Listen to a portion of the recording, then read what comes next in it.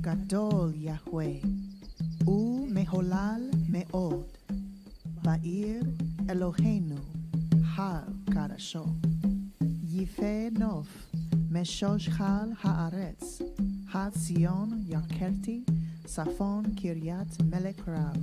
אלוהים בארמנותיך, נודע למשכב.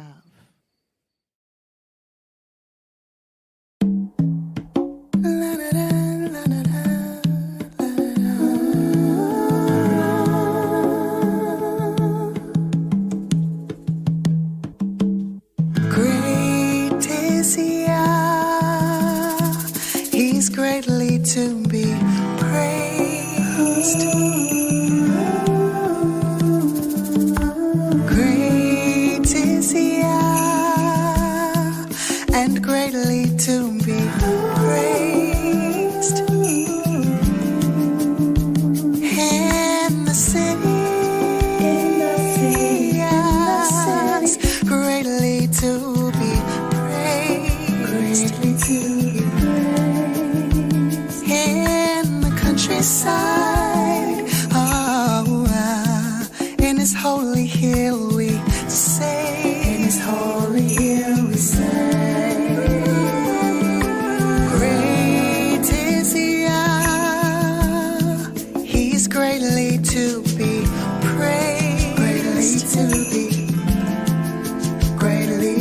be praised. Great is Yah, and greatly to be praised, greatly to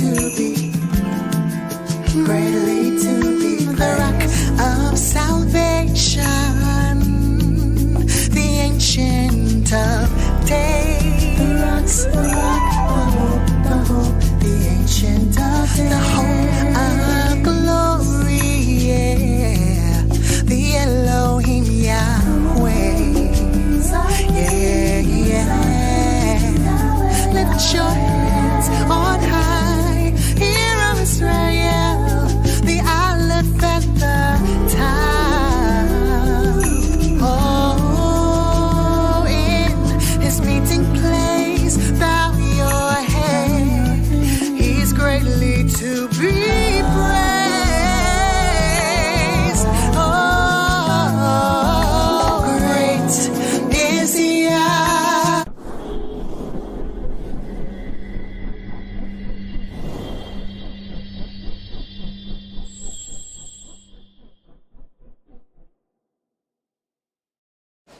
Shalom, shalom, shalom.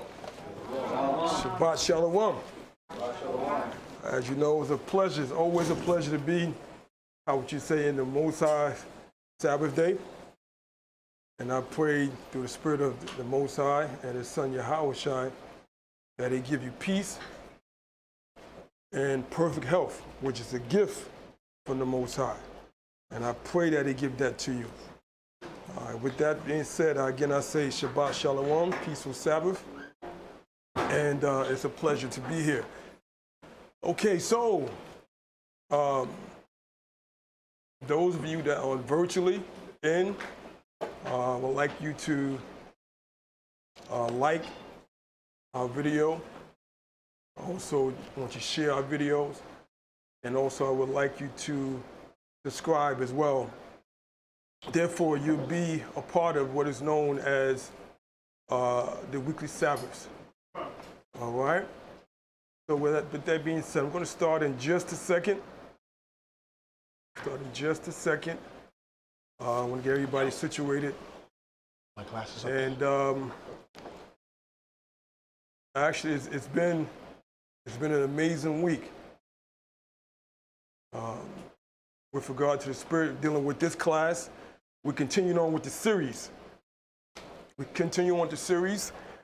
And also, there was quite a few questions. I got a couple calls and I got a couple of emails with regard to questions, and I'm going to review just a little bit, a few scriptures that I went over last class, and then we'll continue on from there. As you know, the title is The Tribe of Judah, Past, Present, and Future. But today we're gonna zero in and really get some knowledge about the Greeks and the Romans, with regard to the nation of Israel and also the tribe of Judah. So with that being said, we're gonna ask our reader to begin at the book of Genesis. Okay, and give me 1 second. I know there's I just want to read an email that I received. Okay. Yeah, so for this particular individual, I'm definitely going to review just a little because they was wondering about when the Most High said that Judah stooped down. So we're going to go back over that just a little bit. All right, so I'm going to read it. Well, let's start at Genesis 49th chapter, and let's begin at the 9th verse. Okay, everybody get their notes, get your highlighters. That way you can go home and you can review some of the things that I went over. Okay, so I'm going to read it. Would you begin? Reading from the book of Genesis, chapter 49, verse 9. Okay. Judah is a lion's whelp. From the prey, my son, thou art gone up. He stooped down. He couched as a lion, and as an old lion, who shall rouse him up? All right, so let's underline where it said he stooped down, because there was a question regarding that. They didn't quite understand what it said by stoop down. All right, there was a particular time in history that the tribe of Judah actually stooped down. Okay, so underline stoop down. Okay, because that's the prophecy that was given. The old lion that stooped down. Now, this is when Judah stooped down. All right, let's go to the book of 2 Chronicles. And I do it this way because I want you to understand of the history. 2 Chronicles, the 36th chapter. And let's review verse 17. Reading from the book of 2 Chronicles, chapter 36, verse 17. Come on. Upon them, the king of the Chaldees. That's the Most High. The Most High brought upon us. Actually, the children of Israel actually was Judah, Benjamin, and Levi, what is known as the southern tribe. The Most High brought upon us, go ahead, who slew their young men with the sword. All right, the Chaldeans. The Chaldeans is another name for the Babylonians. You can write that in your notes. The Chaldeans and the Babylonians are the same people. So the Most High brought them upon the southern tribe, okay, which slew our young men, go ahead, with the sword in the house of their sanctuary. In the house of their sanctuary. In other words, they came actually in our temples, in our sanctuaries, and they came and slew us. Okay, these are the Babylonians. All right, continue on.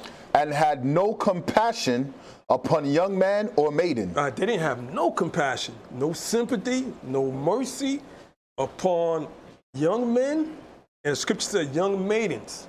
Okay, that's our young sisters, our young princesses. All right, they had no compassion for them. Go ahead. Old man, like an elderly man. Okay, go ahead. Or him that stooped for age. He that stooped for age. That's really an elderly person. All right, go ahead. For he gave them all into his hand. He gave them all into his hand. The Most High gave us all. All right, all into their hands. All right, go ahead, verse 18. And all the vessels of the house of Yahweh, great and small, and the treasures of the house of the Adawan. All right, so all our riches that we had in our temple, our sanctuary, the golden vessels, the ark, the candlestick, the menorah, the Most High gave that to them. Go ahead. And the treasures of the king. Go ahead. And of the princes. Go ahead. All these he brought to Babylon. All right, so that's when Judah stooped down. That's when we're referencing to Davidic kings. All right, the lineage of David. All right, his kings. Those ones, that's when they would stoop down. Okay, now let's go to the book of Matthew. All right, I wanted to go over that just a little bit because they didn't quite understand that.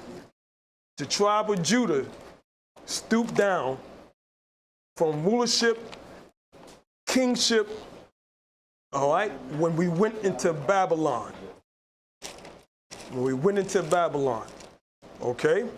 That's when the kings stooped down. The tribe of Judah stooped down. The tribe of Judah was not the head anymore. All right, continue on, Matthew 1:17. Reading from the book of Matthew, chapter 1, verse 17. Come on. So all the generations from Abraham to David are 14 generations. Underline that. All the generations. All right, those are 14 generations, meaning 14 kings. All right, 14 kings. Each generation counted as a king. Okay, continue. And from David until the carrying away into Babylon are 14 generations. 14 more kings. Okay, now this is the one we want to hammer in on. This last precept of that scripture. Go ahead. And from the carrying away into Babylon. From when Judah stooped down and went into Babylon as captives. Okay, go ahead. Unto Hamashiach. Until Yahushua, the anointed. Go ahead. Are 14 generations. Are 14 generations. In other words, 14 kings again. Okay, remember that. From Babylon to Yahushua are 14 generations of kings. Zerubbabel was in that generation. Okay, even Joseph was in that generation. Okay, now, let's go into what we want to talk about. All right, let's go into the Greek Empire. The Greek Empire. All right, now I want to go back. Those 14 generations that we reference in Matthew, the first chapter, is actually talking about what is known as the Hellenistic period. We're going to go in depth with what that word means and how that influenced our lives even to this day. The Hellenistic period. So we're going to discuss that, go into that in the book of Maccabees to really get an understanding of what is known as the Hellenistic period. Okay? Let's go to the book of First Maccabees, the first chapter. And let's begin at the 7th verse. First Maccabees, the first chapter. And let's begin at the 7th verse. Now we're going to the Greek Empire. All right, we're talking about the Greeks now. Okay, continue. Reading out of the book of First Maccabees, chapter 1 and verse 7. Okay. So Alexander reigned 12 years and then died. All right, so this is Alexander the Great. If you didn't know the history on this is Alexander the Great, which is and which was the ruler over the Greek Empire. All right, these are actually the Macedonians. Their names were Macedonians before they became Greeks. Okay, his father was called Philip of Macedonia. That was Alexander the Great's father.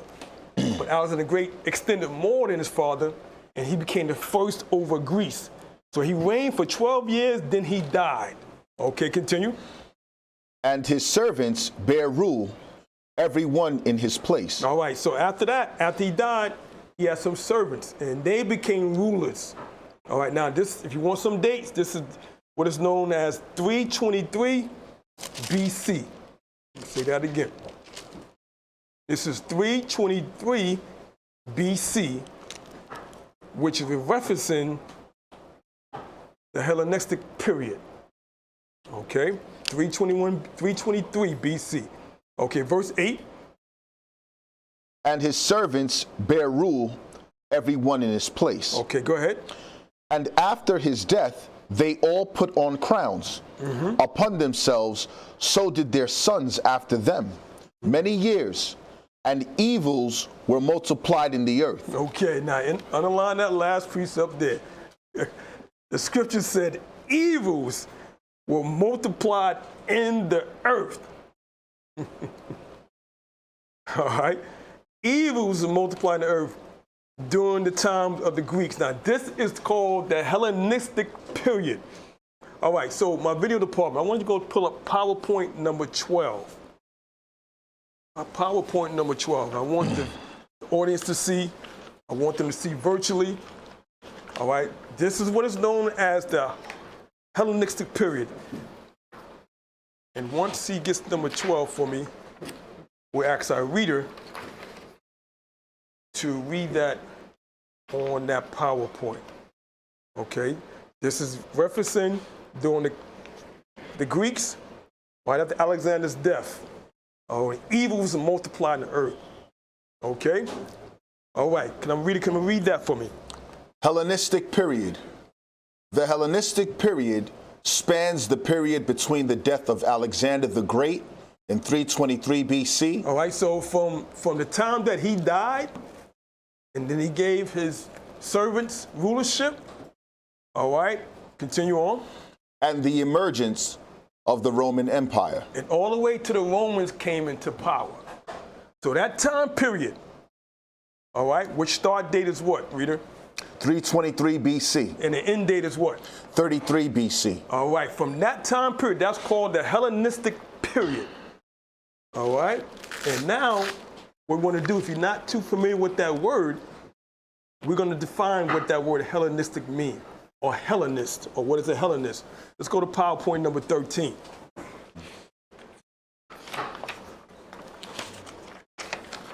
Once that's up, reader, you can read it, all right? Con. Okay. Hellenist. Let them know what a Hellenist is. Hellenist, a person living in Hellenistic times who was Greek in language, outlook, and way of life, but was not Greek in ancestry. All right, so let's read that again slowly. Let's really look at this here. All right, if you need to take a snapshot of that definition, by all means do it. Those you virtually, if you want to do a screenshot, by all means do that as well. All right, read the Hellenist again. Hellenist, a person living in Hellenistic times who was Greek in language. All right, so this person, they spoke Greek. Okay, they spoke the Greek language. Go ahead. Outlook. Outlook, in other words, their appearance. All right, their way of life. Okay, go ahead. And way of life. Go ahead. But was not Greek in ancestry. But they was not Greek. Their lineage was not Greek. They wasn't Greek at all. They just spoke it. Okay, all right. They appeared to be on outwardly, the way they dress. Okay, the way they lived every day, their diet, etc., and their way of life. Okay, but they wasn't Greek. That wasn't their answer. They wasn't related to Alexander the Great and his servants. Okay, go ahead. Especially a Hellenized Jew. You hear that? That's another precept, but it says especially a Hellenized Jew. Okay, so a Hellenist is someone that spoke Greek language, that lived during that time, okay, that followed the ways of the Greeks, but they had no ancestry. They was not from their lineage. But then especially the Greek, the Jews, which was us. Okay, you got that? All right, so we're going to move on. All right, let's go to First Maccabees, the first chapter, and the 25th verse. All right, and I want y'all to really understand now, this is what we go into what is known as Hellenism, and how we became Hellenists. All right, First Maccabees, the first chapter, 25th verse. Reading out of the book of Maccabees, reading out of the book of First Maccabees, chapter 1 and verse 25. All right. Therefore, there was great mourning in Israel. All right, now when you read about the history, when the Greeks came into our land, all right, they came into our land, the scripture said it was great mourning because of them, because they were bringing their way of life upon us. Okay, continue. In every place where they were, so that the princes and elders mourned. All right, so the princes and the elders, the young men and the adult men, we mourned when the Greeks came into our land. We mourned. Okay, go ahead. The virgins and young men were made feeble. All right, so the virgins and the young men. The virgins were the young women of marriageable age. Okay, that goes back to the reference of Mary. Mary was a virgin, all right? One that had no sex at all, and or a young woman. So these virgins were young women of marriageable age, And it says the young men as well. All right, of marriageable age. Okay, continue. And the beauty of women was changed. Underline that. Sisters, you gotta understand what happened. Y'all didn't, the sisters don't think y'all just was there. Y'all caught some hell too. All right, underline, it says the beauty of women was changed. When them Greeks came into our land, the beauty of women changed. And what it mean by that? Sisters, y'all stop smiling. Y'all stop smiling. All right, y'all didn't have that joyful spirit. But because one, remember, you down because the men are down. So when you couldn't help us and be with us, that made you down. All right, so that smile wasn't there. You wasn't dressing the same. Because now they brought their culture. They try to enforce their culture. And you know how sisters, it's nothing like to see a sister that knows that she looks well. All right? When she knows she's dressing properly. Okay? None of that, all of that had changed when the Greeks came. Okay? Your confidence changed. Okay? Your well-being changed. All right? The way you groomed your hair, all that changed. Because you had to model after the Greeks. Just like today. When you see a model on TV, or you see a magazine model, and you look at those models on the runway, you say to yourself, I don't want to be like them. All right? We're not on that runway like that. All right? So that same emphasis back then, your beauty changed. Okay? Your appeal changed. Okay, because of that. All right, continue. Verse 27. Go ahead. Every bridegroom took up a lamentation. All right, so all the bridegroom was the men. The bridegrooms are the ones that planning to get married or want to get married, all right, or at marriage. They said we took up lamentation. We took up lamentation because for one, we wasn't in our rulership, all right, and our women, the beauty of them changed, because Scripture always tell you there's nothing better that a man loves than the beauty of a woman. It tells you that. So when that changed, and we are that getting married, we weren't so happy. Okay, go ahead. And she that sat in the marriage chamber was in heaviness. All right, so the sisters, when you got in that marriage chamber, you wasn't happy at all. All right? Because nothing was going right for you during the time of the Hellenist time. Okay? Now, let's move to verse 27. Which you did. Okay. All right? Now, verse 128. Now, this is where, you remember, the goal of the Greeks or the Hellenists to make everybody the same. They want to force their lineage or their way of life upon you. All right, read verse 28. Verse 28. Go ahead. The land also was moved for the inhabitants thereof. All right, so now, the sisters wasn't in peace, brothers wasn't, it was in lamentation, the beauty of women changed, the mindset of the young men changed, no motive for life, all right? But it also said the land also was moved because of the Hellenists or the Greeks. All right, continue. And all the house of Jacob was covered with confusion. All right, was straight confusion. All right, straight confusion when the Hellenist time came, the Greeks came. All right, now,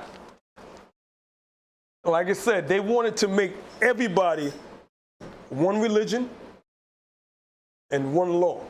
All right, so let's read about that. Let's go to the 41st verse. Verse 41. Go ahead. Moreover, King Antiochus wrote to the whole kingdom that all should be one people. You see that? So Antiochus, King Antiochus, the wicked one, we call him, all right, he wrote to this whole kingdom, all right, to his whole kingdom that everybody should be one people. This was what is known as Hellenist. All right, continue reading. Verse 42. Go ahead. And everyone should leave his laws. All right, underline that.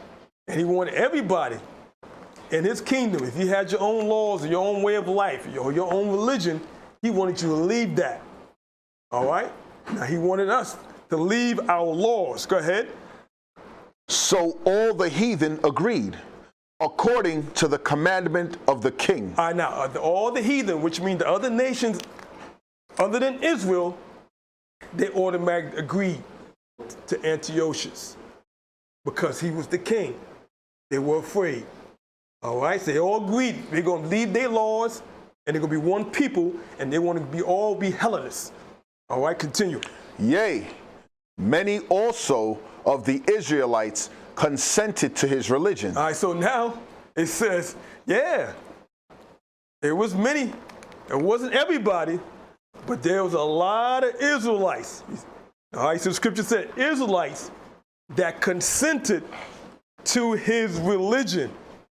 All right, and that religion was known as Hellenism. Okay, all right, continue reading that. And sacrificed unto idols and profaned the Sabbath. All right, so that's what we began to do. We began to sacrifice the idols, and then we started profaning. We started profaning the Sabbath. We began to abuse the Sabbath. All right, we began to despise the Sabbath because this was known as the Hellenistic time. Hellenistic period.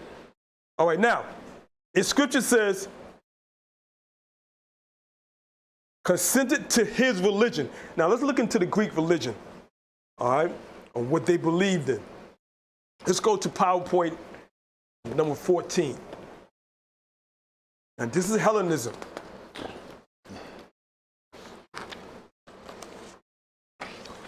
And so that you know, if you need to take a screenshot, you can. All right, Hellenism. Hellenism is, in practice, primarily centered around polytheistic and animistic worship. You see that? Y'all can take a screenshot of that if you want. Hellenism centered around polytheistic, meaning more than one God.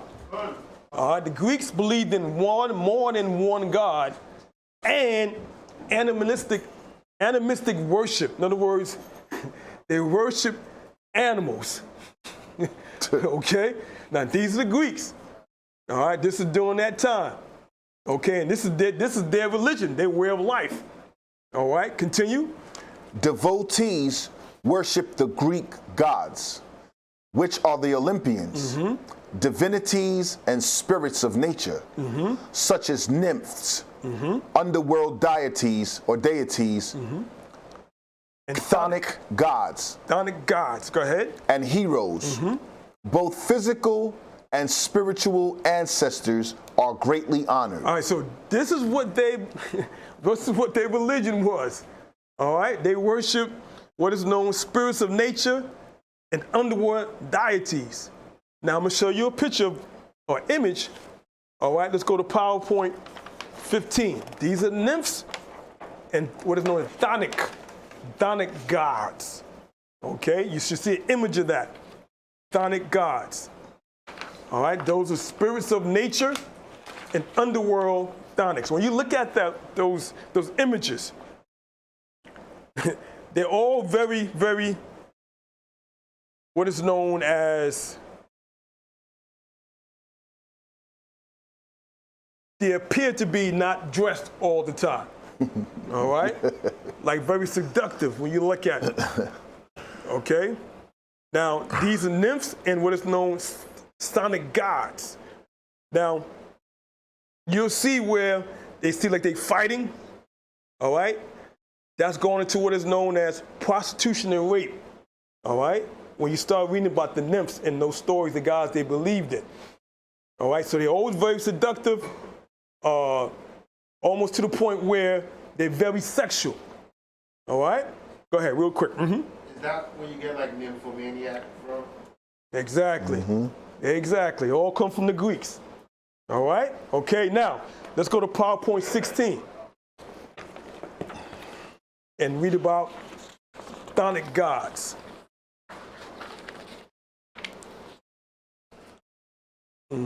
Macaria, goddess of blessed death. Now, look at these titles.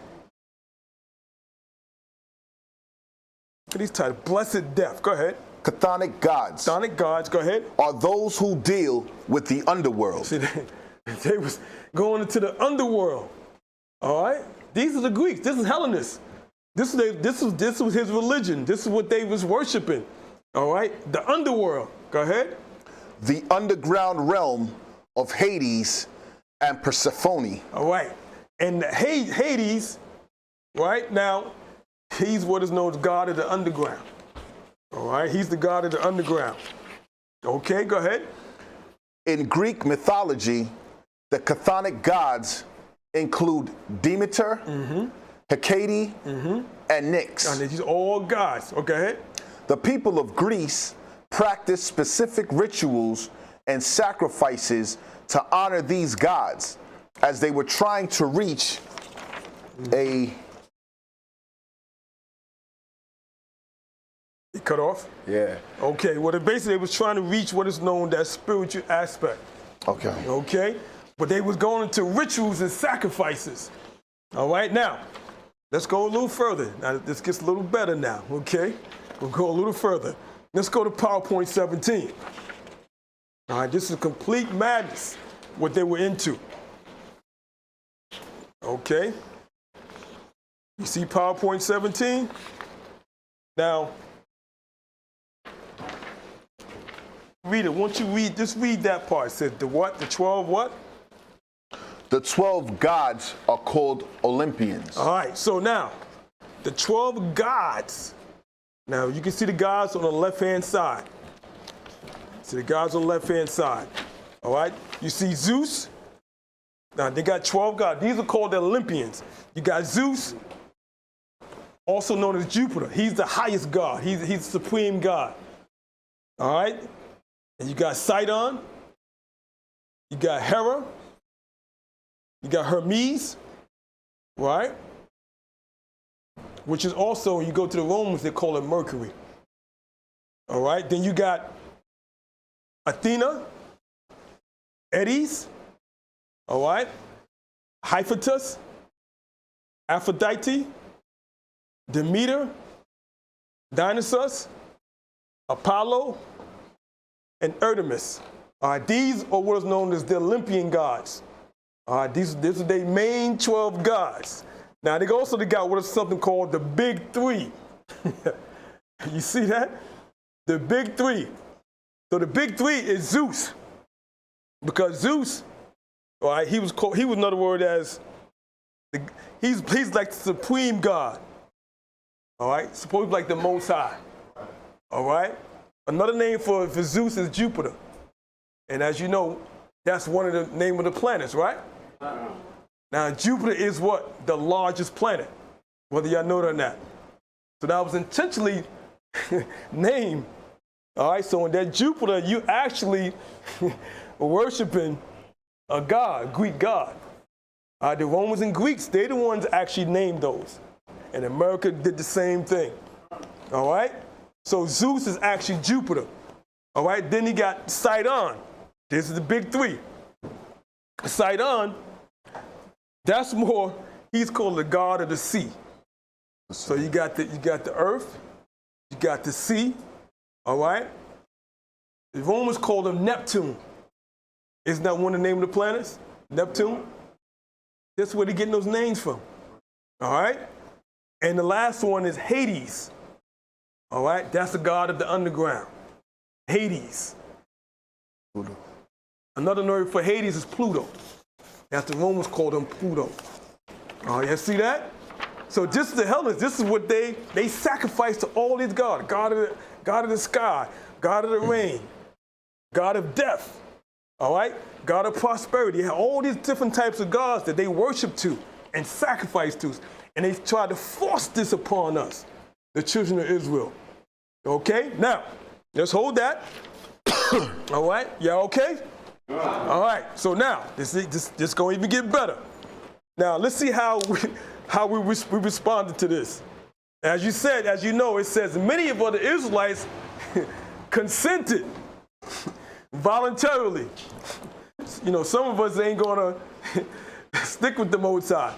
But many of us voluntarily or were just afraid and consented to worshiping the 12 Olympians.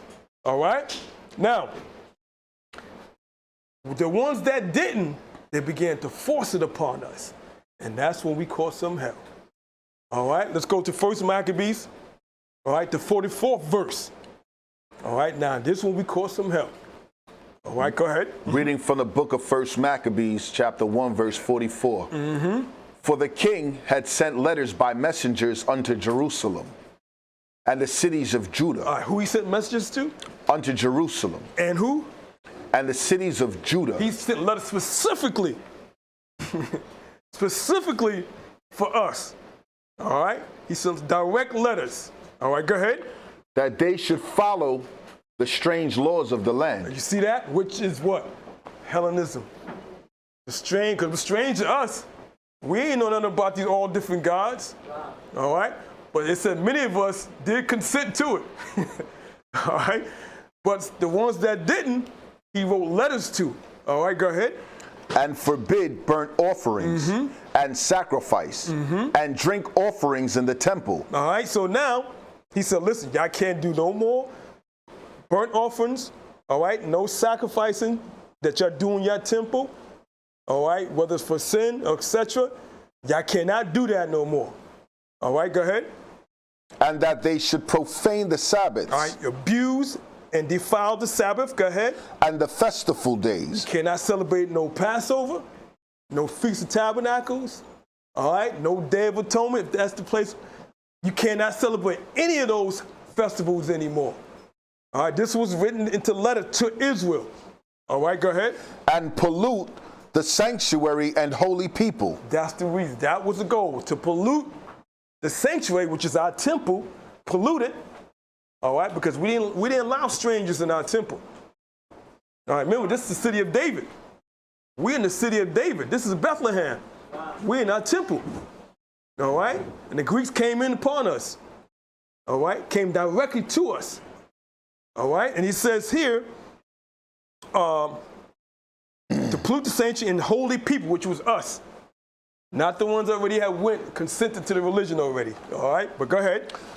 Verse 47. Go ahead. Set up altars and groves and chapels of idols and sacrifice swine's flesh and unclean beasts. You see that? We want us to sacrifice swine's flesh. Now, I don't know if y'all know. See, I'm a Judite. I'm from the South. And Ephraim might know about this as well, how they, our people, we used to slaughter hogs, in the deep South. My grandfather did that. All right, we slaughter hogs. But he used to always do it on the coldest day of the year. Because he said during the summertime, the smell would be so horrible when you slaughtering a hog. All right? So just imagine, they wanted us to sacrifice on the altar swine's flesh. Now y'all know, Judite homes, when you smell them, when you smell them chitlins, all right? Y'all know how that smell is, right? All right? And those pigtails, them pig feet, all right? Now just imagine that smell in the temple, all right? This is what they're forcing us to do. And all other unclean beasts, all right? That's against our law. All right, continue on. Verse 48. Go ahead. That they should also leave their children uncircumcised. You see that, sisters? All right, they always also wanted you to keep your children from being circumcised, or your sons. The Greeks didn't do that. Remember, that's a covenant for who? That was for Israel. All right, so they knew that. They said, you know what? We're going to tell the women, don't circumcise your kids. Because once we stop doing that, that detaches us from the Most High. Because the Most High said that's a sign between us and him. All right, continue on. And make their souls abominable with all manner of uncleanness and profanation. That can go on all levels. All right, prostitution, all right, any detestable things, all right, whoremongering, everything. They want us to go against the laws of the Most High. All right, y'all see that? All right, now let's move right along some more. Now, matter of fact, let's read verse 50. Read on down to 50. To the end, they might forget the law. Underline that. See, the Greeks, see what they want us to do? They want us to forget the laws of the Most High. It's right there for us. That's the Hellenists. They want us to forget the law. All right, go ahead. And change all the ordinances. And change all the ordinances. All our laws, our high holy days, etc. Our time, all right? They want us to totally forget about that. All right, verse 50. And whosoever would not do according to the commandment of the king, he said he should die. And that's when we caught some hell right there. So now they began to force us. Again, like I said, it was some Israelites that consented voluntarily. But many of us didn't. And they said, if you don't, in that letter, it said, if you don't, you're going to die. And that's when they forced Hellenism upon the children of Israel. And our lives changed even to this day. All right? Now, let's jump down to verse 53. Verse 53. Now, when it begins to threaten us and tell us that we're going to be killed if we don't become Hellenists, this is what happened. Verse 53. And drove the Israelites into secret places, even wheresoever they could flee for succor. They wanted to flee to succor, meaning flee for help. Now, my question to you, it says, and drove the Israelites into secret places.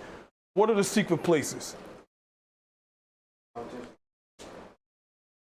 It could be. All right? Anywhere you can be, you can hide out. Okay. It could be that. Not the catacombs. Now, let me ask you this. Say if you commit a crime, or even back in the civil rights movement,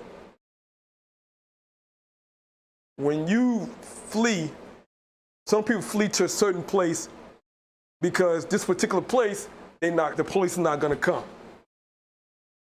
It was the church. All right? That's why a lot of civil rights movements, their meetings were held in the church. Not so much that the preachers was at head of the movement, such as Martin Luther King. All right? It wasn't because of him that they was in the church. It's the fact the church was considered a safe haven, and that police wouldn't automatically run inside the church.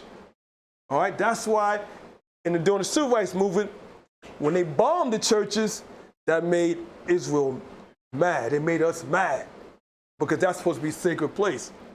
Police detectives are not supposed to run up inside of a holy place, which is a church. All right, with that same mindset, that's what we did. We ran to a secret place, which is what is known as the temples, believing that they're not going to come in our temple.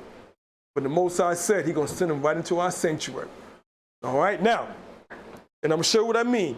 Let's go back to verse 37. All right, verse 37. The book of 1 Maccabees, chapter 1, verse 37. Thus, they shed innocent blood on every side of the sanctuary. You see that? So the ones that wouldn't voluntarily become a Hellenist, and we fled, and we might have went to secret places, some went to the mountains, all right? And we're going to discuss that in a minute. But the ones that went to the temple, the scripture says what? They did what? Shed innocent blood on every side of the sanctuary and defiled it. All right, they shed innocent blood. Innocent blood. All right, continue on. Insomuch that the inhabitants of Jerusalem fled because of them. Underline that where it says inhabitants of Jerusalem fled. We fled. Okay, inhabitants. That's the children of Israel. We were in Jerusalem. We fled because of the Greeks. Go ahead. Whereupon the city was made an habitation of strangers. So the city of David all of us fled. We fled out of there. And became strangers in our land. The Greeks came to our land. They were strangers now. We began to flee. All right, go ahead. And became strange to those that were born in her, and her own children left her. All right, now, that is actually what is known as, you can write this down, the Hellenistic diaspora. That's exactly when that happened. The Hellenistic diaspora. This is when we fled out of Bethlehem. All right? Now, I want to show you what I mean. I'm going to show you a map of our dispersion. Let's go to PowerPoint 18. All right? And I believe I showed this particular map in the previous class. All right? Let's take a look at this map. Now, I want you to look closely at this map. Look closely. All right, now you can see, where did we flee? Some of us fled south, all right, and that's going towards Egypt. All right, some of us fled south. But the most of us, we went up north. All right, y'all see those? You see those arrows? We went towards what is known as Europe. That's Europe. Some fled to Egypt, but a lot of us fled to Europe. Now, I'm going to show you on an up-to-date map what that area is today. All right? Let's go to PowerPoint 19. PowerPoint 19. It's the same area. Now, what is the area that we fled to? Turkey? It's Turkey. That's in Europe. All right? We fled towards Turkey. Okay? Go back to the previous slide so you can see it. All right? So you can see it's the same map. All right? All right, so when you see Cappadocia, Galatia, all right, where's that at? That's in Turkey. All right, so then we started fleeing. That's the Hellenistic diaspora. All right, now, let me show y'all something now. Let's go to the book of Acts. Go to the book of Acts.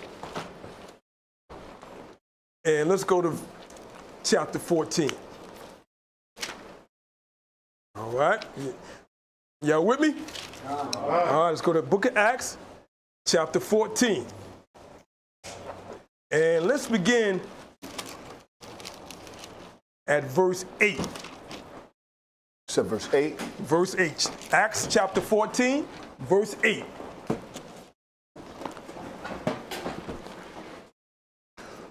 Reading from the book of Acts, chapter 14, verse 8. Come on. Mm-hmm. And there sat a certain man at Lystra, impotent in his feet, being a cripple from his mother's womb, who never had walked. All right, now, I want you to underline, it says, a certain man at Lystra. All right, this is very, very important. At Lystra. Now, does anybody know what Lystra is? Mm-hmm. Or even back then, so it's still there. All right, let's go to PowerPoint. Let's show PowerPoint number 20.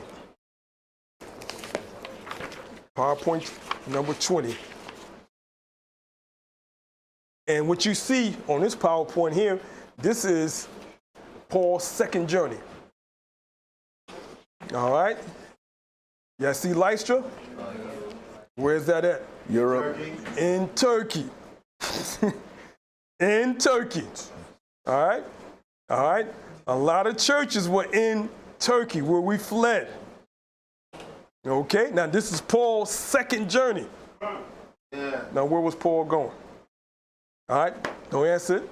All right. Let's go back to Acts 14 chapter. Now there's a certain man, all right, in Lystra, in Turkey, where we fled, all right, where we fled, all right, who was crippled from his mother's womb.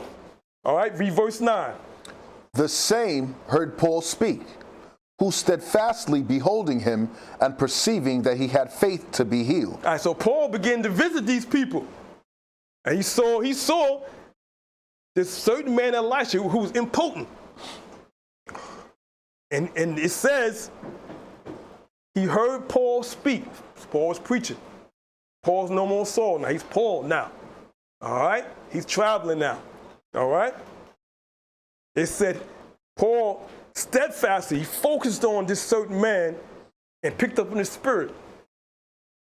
I think this brother right here, I think he believes. All right? Paul picked up on his spirit. All right? Continue on verse 10. Said with a loud voice, stand upright on thy feet. And he leaped and walked. All right, so this impotent man, this man that was crippled from birth, the scripture said he leaped. The spirit jumped on him and he leaped. All right? And began to walk. But Paul knew that because he looked at his spirit. He wants to be healed. And he believed what I was saying. And Paul was talking about who? Yahushua. All right? Remember, Paul brought the word of Yahushua. Okay? They didn't hear about Yahushua at this time because they fled from the Greeks. They've been there since the Greeks. All right? Remember, this is actually AD 45. The Greek dispersion was when? 33. Yeah. You talk about a good 100, 200 years dug in. All right? These were Hellenists in that area. All right? And then we had two dispersions. Okay? Continue reading.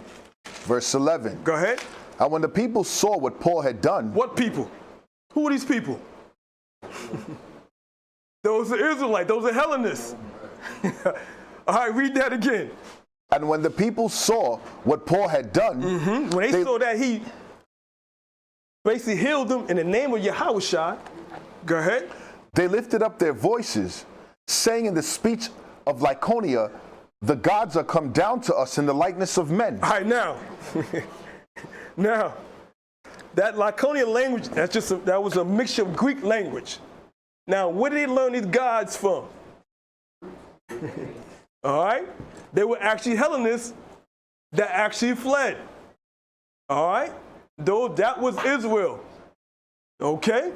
That was Israel. All right? He said the gods have come down to us in the likeness of men because all they knew was what? The 12 Olympians, Zeus, Jupiter, Mercury. That's all they knew. They said the gods had come down. Zeus has come down. All right, continue reading. Verse 12. And they called Barnabas Jupiter. They called Barnabas what? And they called Barnabas Jupiter. Which is also Zeus, the supreme God. They looked at Barnabas in that way. They called him a supreme God. The God had come back down to us.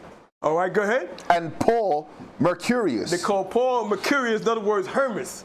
Now, you read about Hermes, he was like the messenger God. So because Paul spoke well, all right, they call him the messenger. They call him Mercurius. All right, continue on. Because he was the chief speaker. He was the chief speaker. All right. So they said, these are Israelites in Turkey that were Hellenists. All right, continue on. Then the priest of Jupiter. They even had a priest. A priest of Jupiter. This is how much they were dug in to what knows Hellenism. All right, they didn't believe in the Most High. Okay, they didn't believe in the Most High. All right, go ahead. Which was before the city, brought oxen and garlands unto the gates, and would have done sacrifice with the people. See, now he act like he in Israel. He bring his sacrifice. He's a priest, but he's a priest of Jupiter, a Greek god. They sacrificing to this Greek god. All right, go ahead. Which when the apostles Barnabas and Paul heard of, they rent their clothes and ran in among the people crying out. So when Barnabas and Paul seen it, it's like they just said, what the hell? What are y'all doing? They ran in there. What are y'all doing? All right, go ahead. And saying, sirs, why do you these things? Why are y'all doing these things? Why are y'all doing it? Why are y'all sacrificing to Jupiter? All right, go ahead. We also are men of like passions with you, and preach unto you that ye should turn from these vanities unto the living power. All right, so he said, listen, we got the same passion that you have. All right, y'all sacrificing the gods. All right, but then he said, we come to tell you that you should turn from these vanities unto the Most High. All right, the vanities was what? All the Greek gods, the 12 Olympians, God of the underground, the God of the earth, the God of the sea. All right, he said, y'all turn from those vanities, but turn to the Most High. Go ahead. Which made heaven and earth and the sea. Underline heaven, earth, and sea. Now, the reason Paul and them said that, because he said, turn to the Most High, right, which made heaven, because they had a God for the heavens, which was Zeus. He said, turn from that. The Most High made heaven. You don't have a sacrifice to Zeus. Then he says, earth. They had a God of the earth. He said, the Most High made that. What are y'all doing? Y'all don't sacrifice to the God of earth, the Most High. That's who does it. And he said, and the sea. They had a sea god too. Poseidon. You remember that? All right? These were all Hellenist people. Okay? All right? And continue on. And all what? And all things that are therein. And therein. The Most High, complete control of everything. All right, but now look at this here. They were so much, but we're going to keep reading. Verse 16. Who in times past suffered all nations to walk in their own ways. Of course, the Most High created all nations, but he allowed them to do what they wanted to do. All right? Go ahead. Nevertheless, he left not himself without witness. He got one witness. Who was that? Israel. Out of all the nations, the Most High left one witness. That was us. He allowed the nations to do whatever they want. But he said, I got one witness, which is Israel. Go ahead. In that he did good. And Paul said he did good. The Most High did good by having that one witness, which is Israel. Go ahead. And gave us rain from heaven. Go ahead. And fruitful seasons, filling our hearts with food and gladness. All right, so now you see where all those are gods from heaven, fruitful season. They had gods of productivity. All right, God of success. All these different gods. All right? But he's telling the Most High, and Israel's a witness of that. All right? All right, continue on.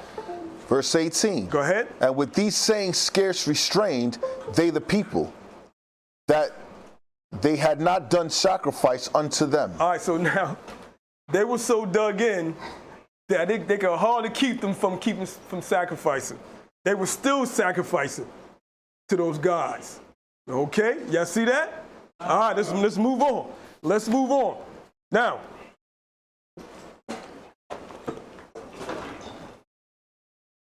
question.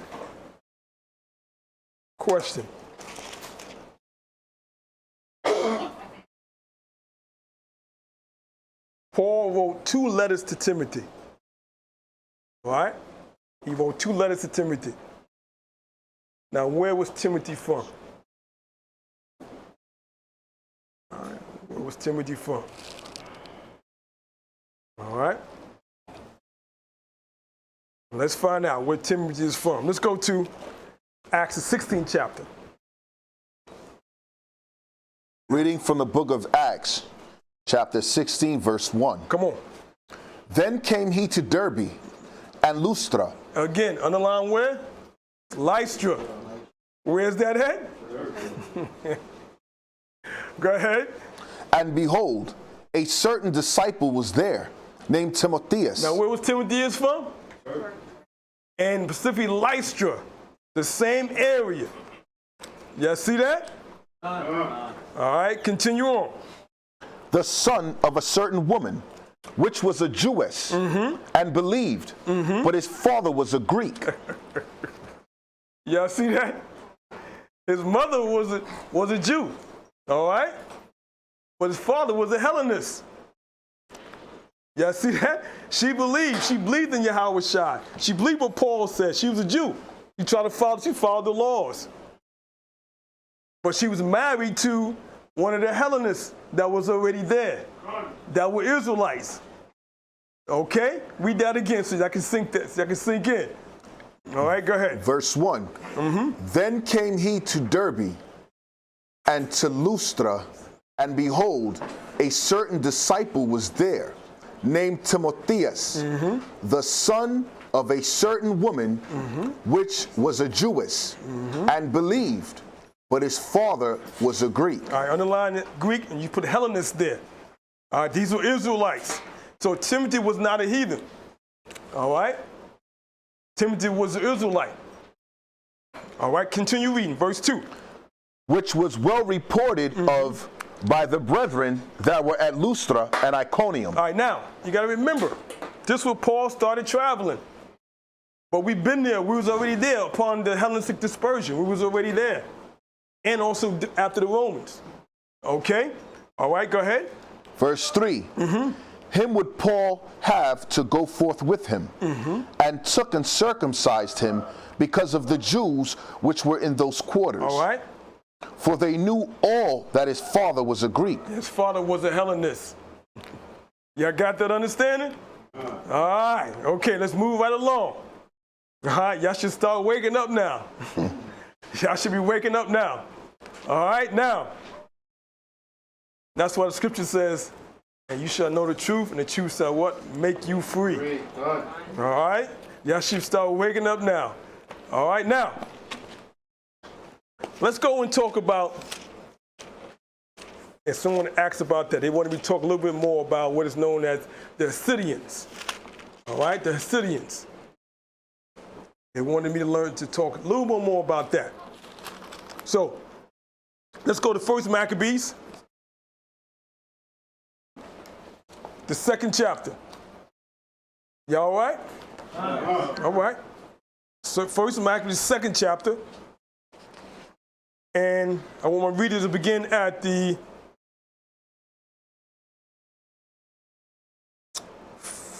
42nd verse.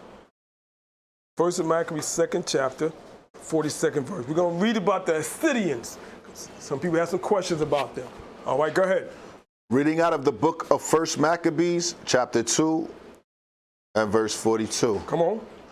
Then came there unto him a company of Assyrians. All right, underline it, there were Assyrians. Underline that. Assyrians. Okay. Assyrians. Now, who were they? Go ahead. Who were mighty men of Israel. These were mighty men of Israel. You can underline that as well. These Assyrians, they were different. The scripture said they were mighty men of Israel. Go ahead. Even all such as were voluntarily devoted unto the law. Scripture said they were voluntarily, nobody forced them, they were voluntarily devoted to the laws of the Most High. The scripture saying, at the same time said they were mighty men of Israel. Now, when you read into the history of them, they were very nationalistic. All right? They didn't get into politics. Okay? They were strictly against Hellenism and paganism. So all those gods, they were strictly against that. And if anybody was doing that, they would actually kill them. Even Israelites. All right? Now, like I said, they were different. They were different from the Maccabees. There was a separate group of men, all right, that were separate from the Maccabees. Now, their main goal was to defend the laws of the Most High against the Greeks. And when you read the history, if it wasn't for the Assyrians, the Maccabees would never have been successful. This group of men right here helped the Maccabees. If Judas didn't, how would you say, begin with them or become in league with them, they would never be, Judas Maccabee would never been what he was. All right, because of the Assyrians. All right?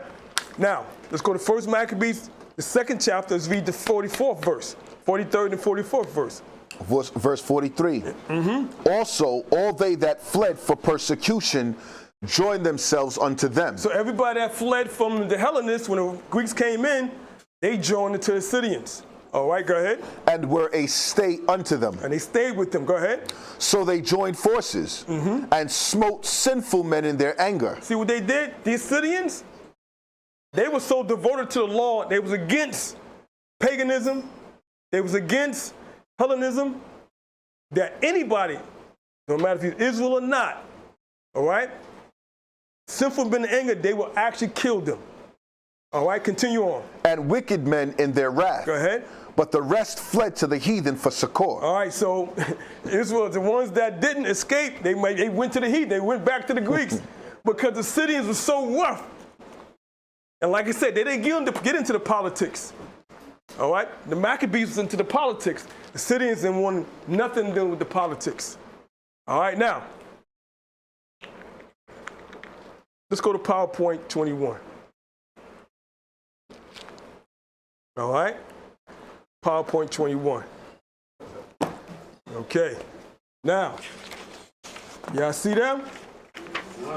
Those are not Hasidians. Okay, they call themselves what? Hasidics.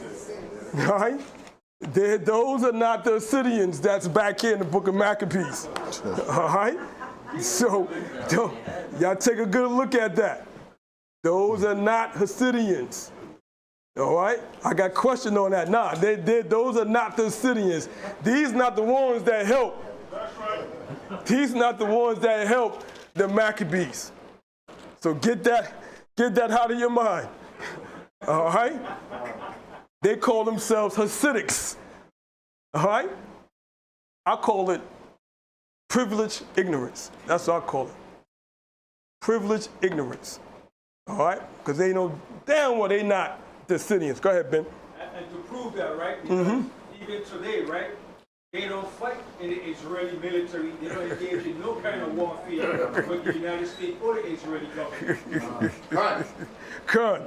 So everybody take a good look at that. When you see them, don't think about the book of Maccabees. All right?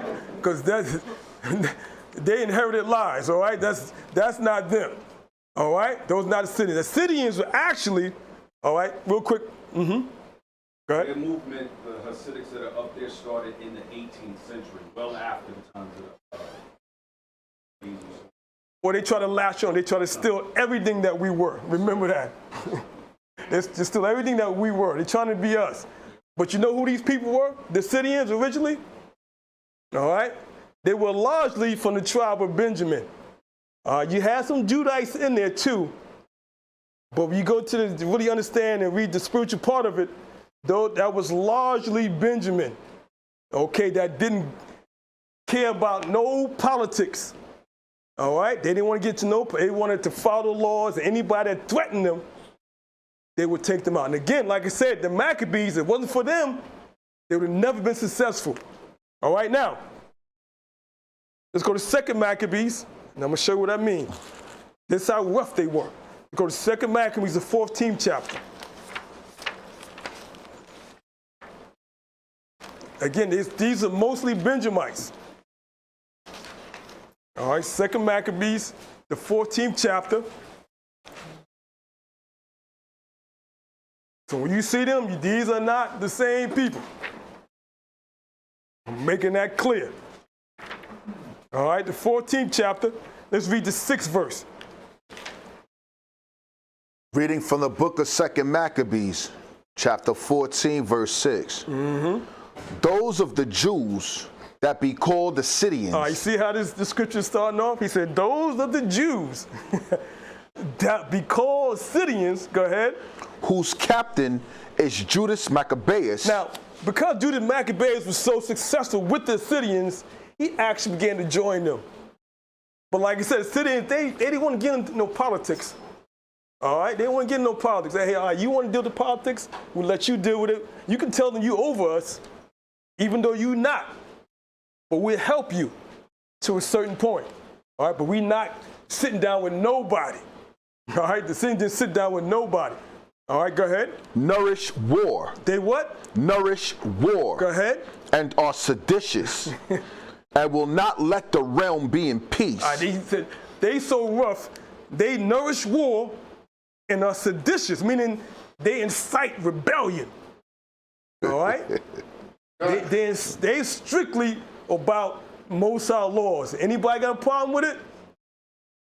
You gone. All right, so they was Norwich war, all right, they were seditious, and it says here, and they will not let the realm be in peace. In other words, let them know, as long as you got the Syrians there, it's never going to be peace in Greece. That's what he's telling them.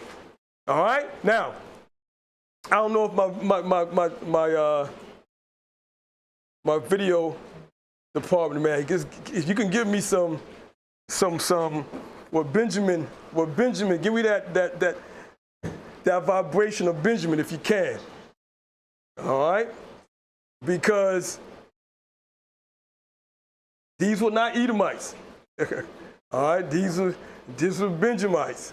All right, so I just want y'all to, if he can provide that for us, I want you to get a sense of what the Syrians were like. All right?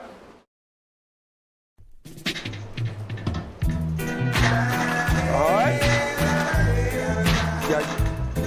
Get that sense? Straight rebellion. All right? Revolution. All right? Like I said, they were largely Benjamites. All right? They had Judites with them, but they were mainly Benjamites and the Syrians. All right? They didn't give a hell about politics. All right? So you get that sense of them? Okay, now. Thank you for that, my buddy. You want some more? All right, that's Benjamin. Go ahead.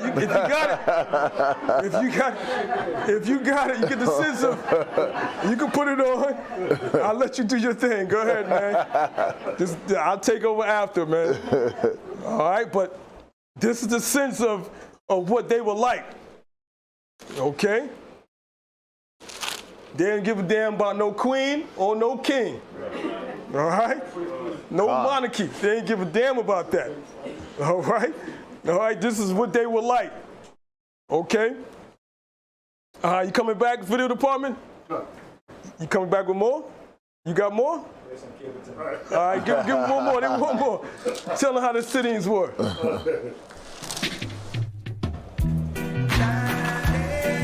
All right. So y'all can get a sense. All right. Now remember, I'm a Judite. But when I hear Benjamin, boy, and they always talking about revolution, Zion, all right? So this how the Syrians were. All right? So get a sense of them.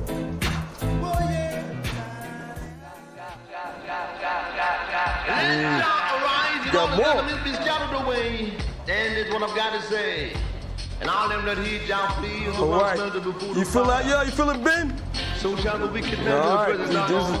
These are the Syrians. All right? Now, y'all remember the Crown Heights?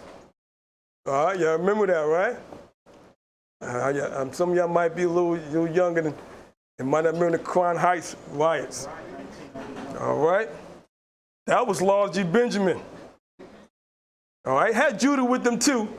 Judah snuck in every once in a while and try to do a little something, but that was mainly Benjamin against the Hasidics in Crown Heights. Y'all remember that, right? Okay, go back and look at that history. All right? But my point there, that's dealing with the Syrians. Okay, now let's move right along. Thank you, video department. I appreciate that. Let's go to PowerPoint. Let's go back to the Maccabees, or we're going to talk more about the Maccabees. PowerPoint number 22. And again, like I said, if it wasn't for the Syrians, the Maccabees revolt, which only lasted 7 years, would not have been successful. All right, let's go to the PowerPoint number 22.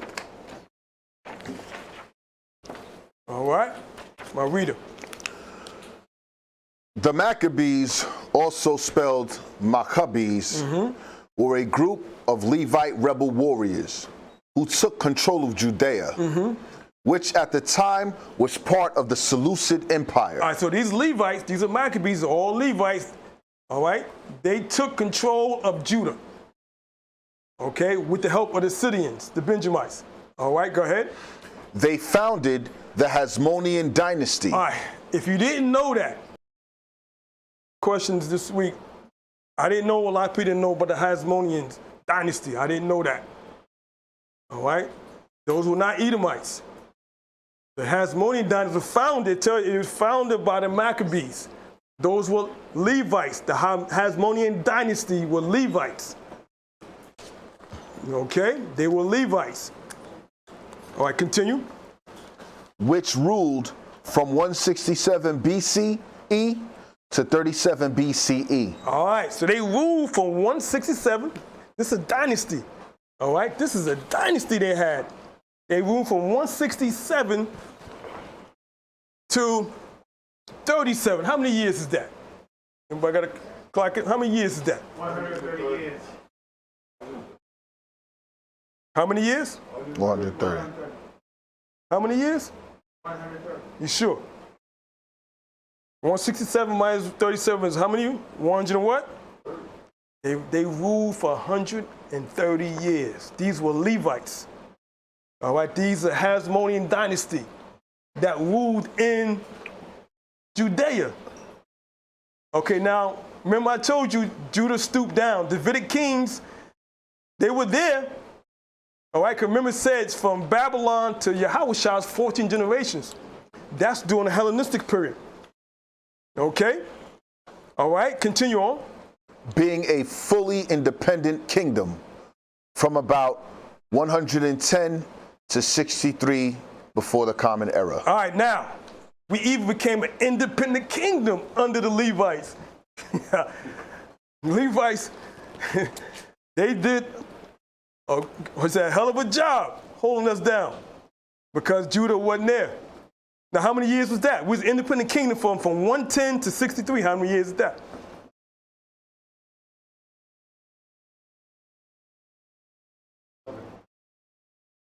No.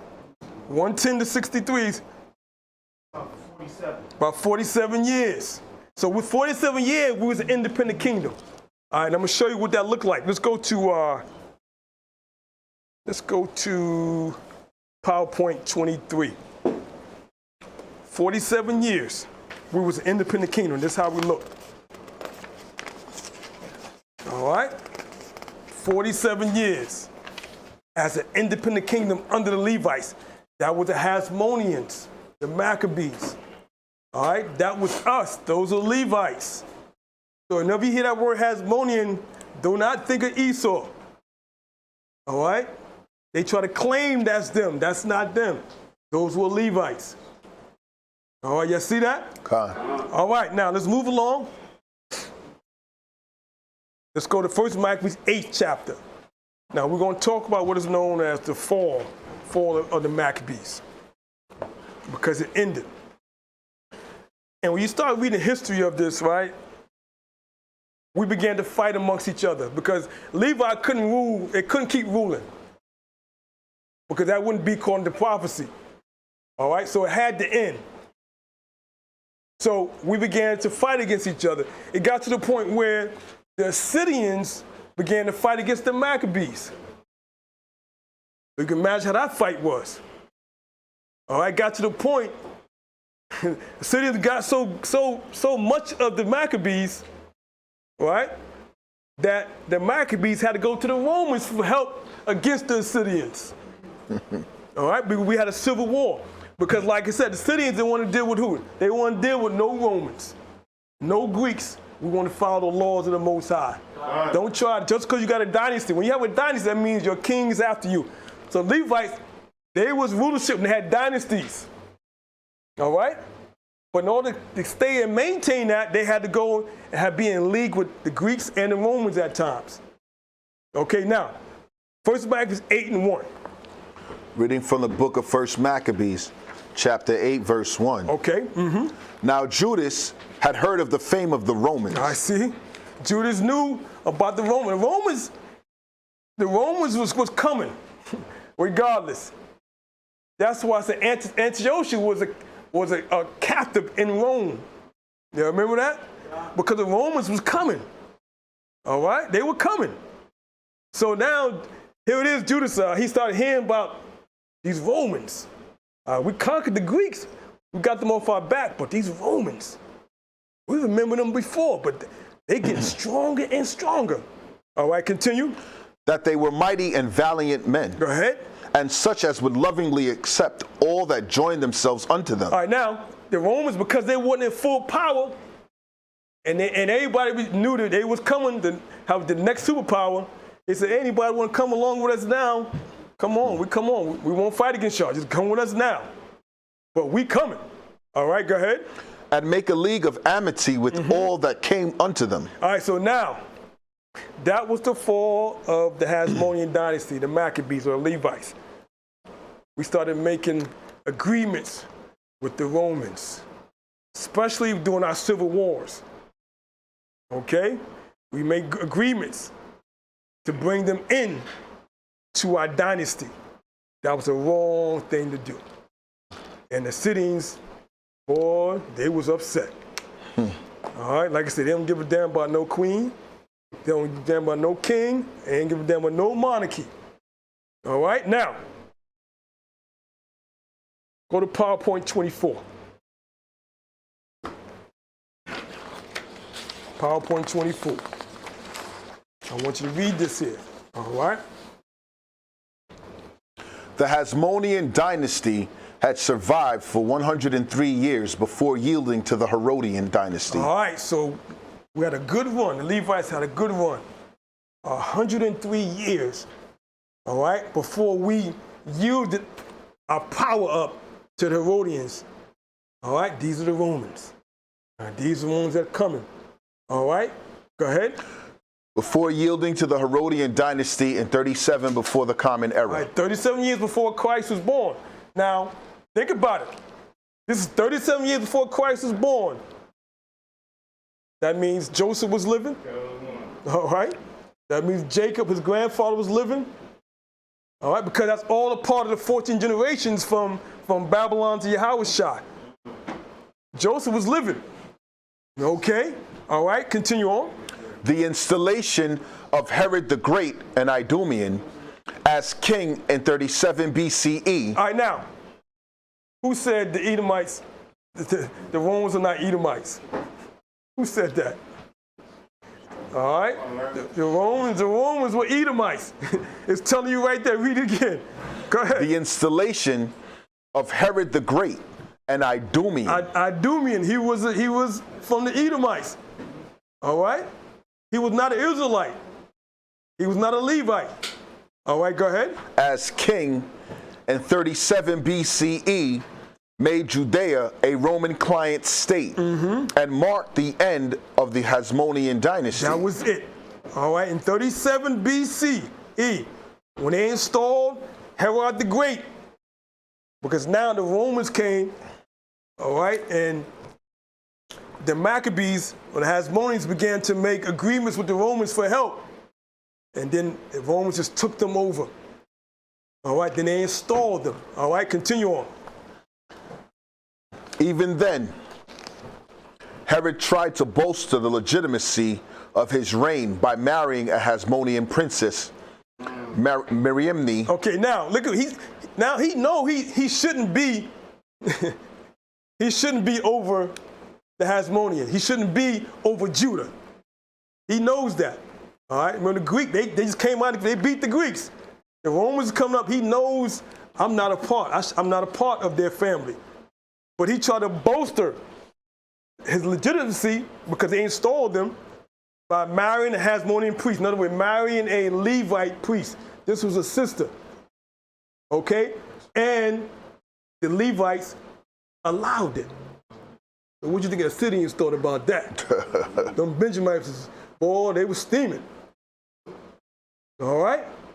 The Maccabees allowed Herod to marry their own sister. Okay, continue reading. By marrying a Hasmonean princess, Mariamne, and planning to drown the last male Hasmonean heir at his Jericho palace. Now, see, he know. All right? He know, okay. And Herod, he was smart because if you read the history, Herod tried to install Herod twice. The first time, we ran him out of there. All right? You read the history. And that was about 60-something BC. We ran Herod out of there. Then he came back. This is the second time he's coming back to try to take over Jerusalem. All right? And this time, he had to help the Romans. More power by this time. And they installed them. And then he wanted to marry a priest now, marrying the princess, which was a Levite. Now, we're going to come back to go to PowerPoint 23. And I showed this in the last class. PowerPoint 23. Now, remember, this is a Levite. This is a Levite. Marian the first was a Levite. That was a sister. Okay? All right? Read that for me. Meriemni the first died 29 before the Common Era, also called Meriemni the Hasmonean. Because what? She was descendant of the Hasmonean, or the Levites, the Maccabees. All right? She was their sister. All right? A princess. All right, go ahead. Was a Hasmonean princess and the second wife of Herod the Great. Because he tried to legitimize his how would you say, his installation as a Hasmonean, because he wanted to marry into the family to make it legitimate. All right, a lot of them monarchs do that. They marry into it to make it legitimate. All right, go ahead. She was known for her great beauty. She was beautiful. All right, this is Israelite. She was beautiful, just like Sarah. All right, beautiful. Go ahead. As was her brother Aristobulus III. You read about Aristobulus III. That was a Levite Hasmonean priest. All right, now he agreed to this. That's what the problem was. He brought the Romans into the family just to stay in power. Remember, they had a dynasty. He did that to stay in power. Okay, go ahead. Herod's fear of his rivals, the Hasmoneans. So he knew, okay, these are Maccabees. They might just bring me in and then kill me. All right, this is Herod was saying. Go ahead. Led him to execute all of the prominent members of the family. So he began to kill all the Maccabees men. All right, he began to kill them. Go ahead. Including Meriemni. And her. Killed her. And that, when you hear about that, that was the end of the Hasmonean dynasty. All right, that was the end of the Hasmonean dynasty. All right, read that in Hebrew. Go ahead. In Hebrew, Meriemni is known as Miriam. Go ahead. As in the traditional biblical name, see Miriam, the sister of Moses and Aaron. All right, so now, that was an Israelite. All right, Herod now became the king of Judah. He killed the Maccabees off, killed the wife. All right, so now he just took over. That was the end of the Hasmonean dynasty. Now, go back to PowerPoint, the one before that. I think it's 24. Read that last precept. In 6 Common Era, Rome joined Judea proper, Samaria and Idumea into the Roman province of Judea. All right, so now the Romans took over. All right, the Romans took over. And boy, you thought the Greeks was rough. The Romans. When you really understand the Romans, and you understand these scriptures, now you're going to see where it was actually a war in heaven. All right? It was a war in heaven when the Romans came into power. And I'm going to show you what I mean by that. It was a war in heaven when the Romans came into power. Let's go to Book of Matthew, 2nd chapter. All right, so we out of the Greeks now. Hasmonean dynasty is done. Herod is in power now. The Romans is ruling. All right? Let's go to Matthew, the 2nd chapter. Let's read the first verse. And like I said, when this happened, there was a war in heaven. Okay? There was a war in heaven. All right, go to Matthew, the 2nd chapter, 1st verse. Reading out of the book of Matthew, chapter 2, verse 1. Now when Yahushua was born in Bethlehem of Judea, in the days of Herod the king, Who was ruling? in the days of Herod the king, behold, there came wise men from the east to Jerusalem. All right, now it says, in Bethlehem, in the days of Judah, in the days of Herod the king. So Herod was now the king of Judea. Not the Levites, not the Hasmoneans anymore. Can y'all see that? All right, this is history. All right, so now we're going to the Romans. And then it says here, there came wise men from the east to Jerusalem. Now I'm going to say this. The wise men, you don't really read too much about them. All right? The wise men, they were as angels. And I'm going to explain that. They weren't angels, but they were as angels. Okay? Let's continue reading. Verse 2, saying, where is he that is born King of the Jews? Now, these wise men, like I said, as they saying, where is he that is King of the Jews? They're not asking in terms of, is there a King of the Jews? They said, where is the King of the Jews? All right, because they know. All right, continue on. For we have seen his star in the east, and are come to worship him. They come to worship him. Remember I said, and we're going to look at the scriptures too.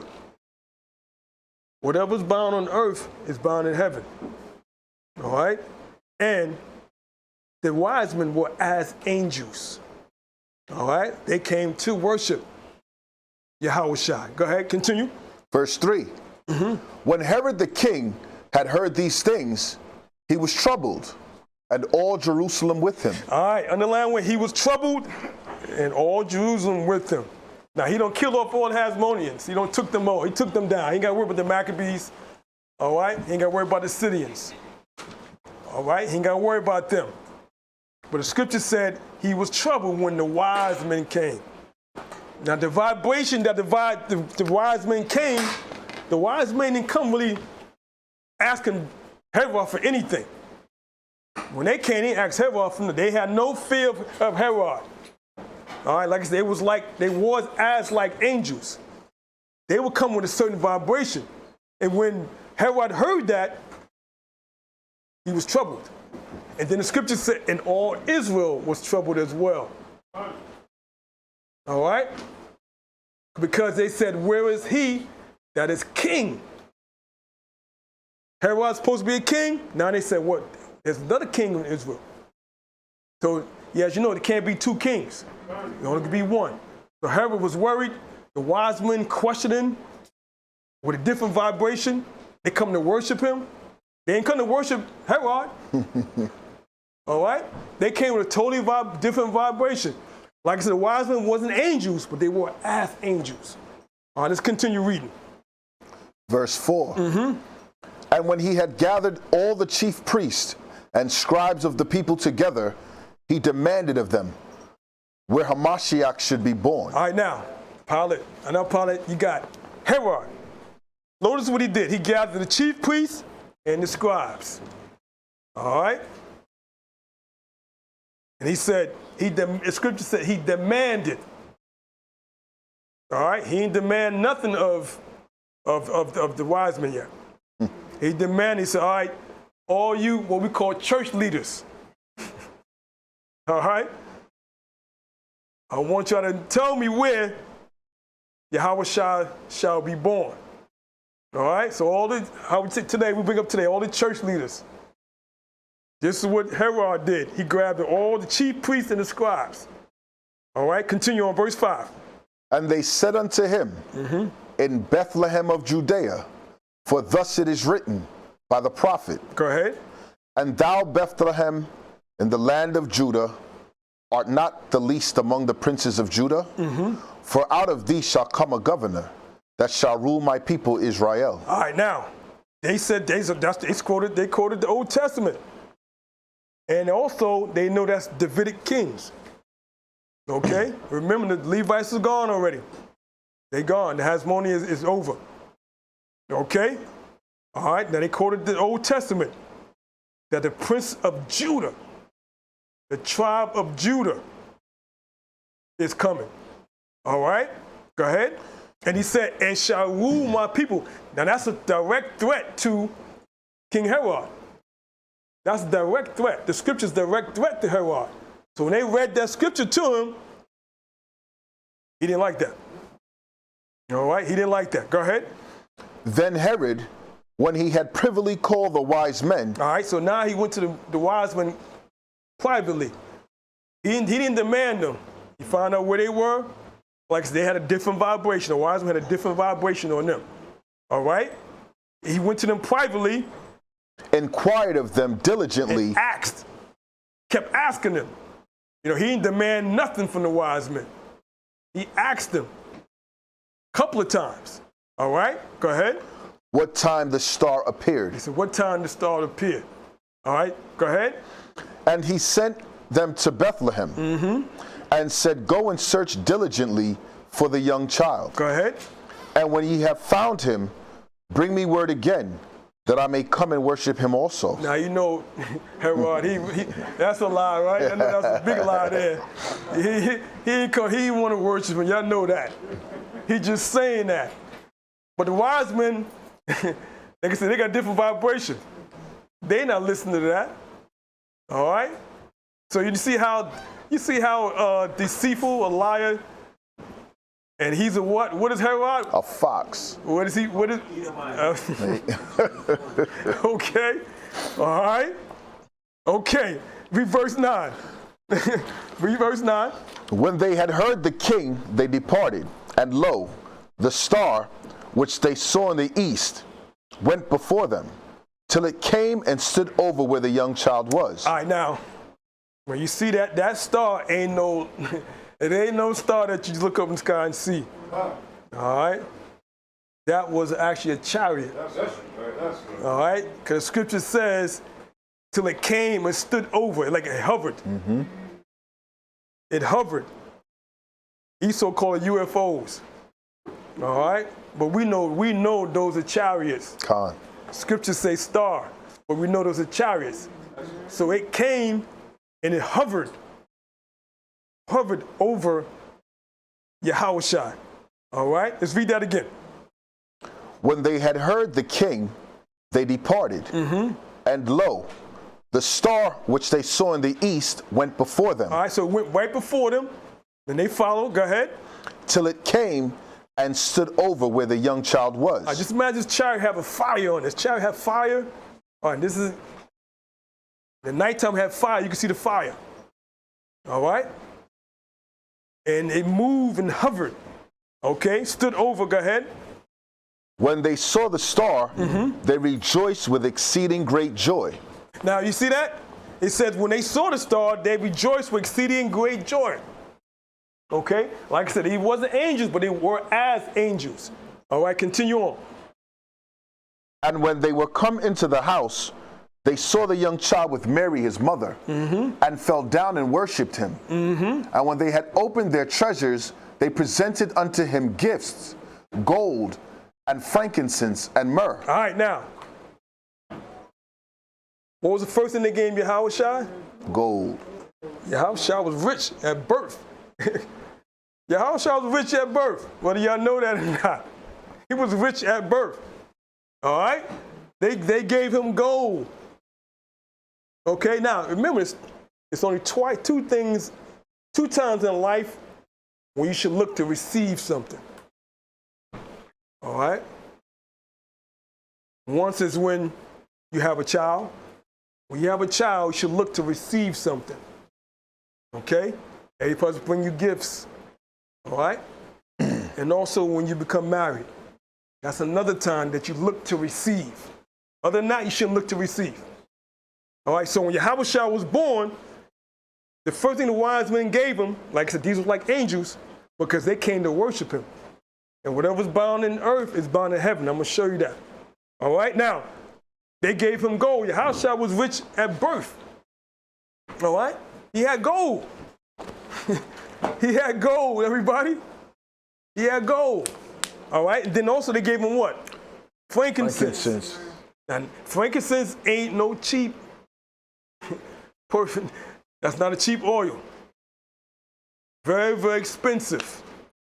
Okay, very, very expensive. All right? And also they gave him myrrh. Myrrh also expensive. It's also antiseptic as well. All right, it had other benefits. Okay, so they gave Mary and the child a hefty gift. All right, now, like I said, whatever's bound on earth is bound in heaven. All right, let's go to Revelation really quick. Just real quick. Because what? Those wise men came as angels. They came and bowed down and worshiped Yahawashi. All right. Let's go to Revelations, 5th chapter. Let's read the 12th verse. Reading out of the book of Revelation, chapter 5 and verse 12. Come on. Saying with a loud voice. All right, this is the angel saying with a loud voice. Now, this is in the heavens. Go ahead. Worthy is the Lamb that was slain to receive power. All right, now, was Yahawashi born and became that lamb that was slain? Wasn't he? Yes. All right, go ahead. And riches, and wisdom, and strength, and honor, and glory, and blessing. All right, so he was given riches even when he was on the earth. He was given riches, all right? He was given wisdom, right? He was given strength, honor, because that's what the wise men did. They honored him, all right? And glory and blessing. All right, remember, whatever's done on earth shall be bound in heaven. All right, continue on. And every creature which is in heaven and on the earth. All right, wasn't Yahawashi on earth? Go ahead. And under the earth. Go ahead.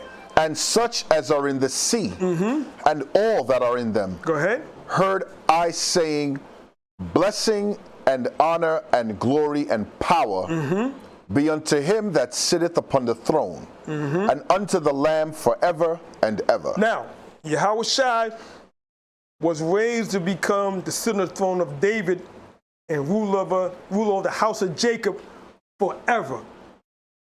He was this direct threat to Herod. All right, so whatever's bound on earth is actually bound in heaven. All right, now, let's move on. Let's go back to Matthew. And let's read verse 12.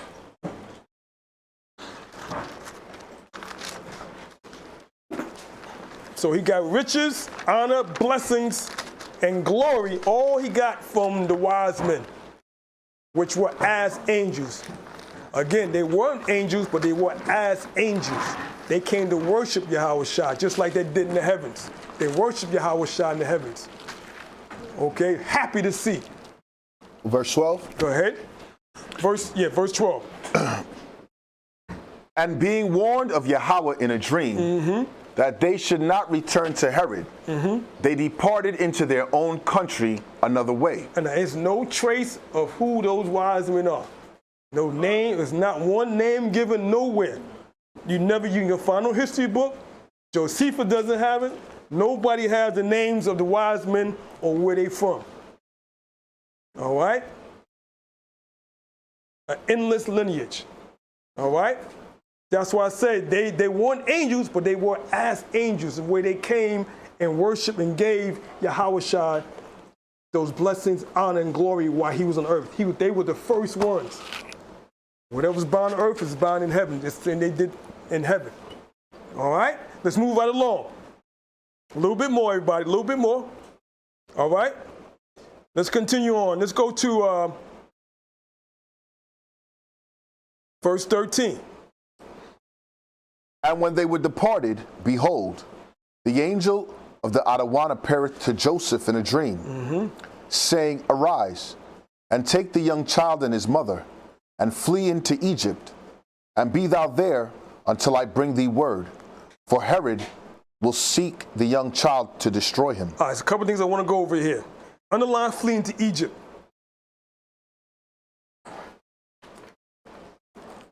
Now, this is Joseph and Mary, right? They went into Egypt. Who else was in Egypt? Video department, go back to PowerPoint.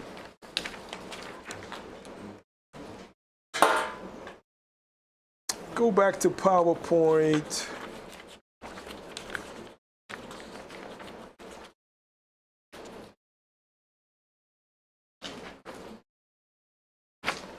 Give me PowerPoint number 7. PowerPoint number 7. Where did we flee?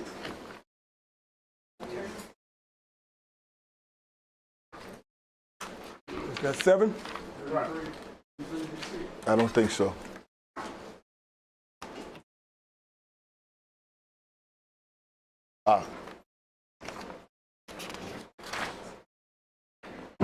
You need help? Saquon. I don't think that's 30. It might be this one. We'll let the video department bring it up for us. All right. The scripture said Mary, he told Joseph. He didn't tell Mary, he told Joseph, take that child,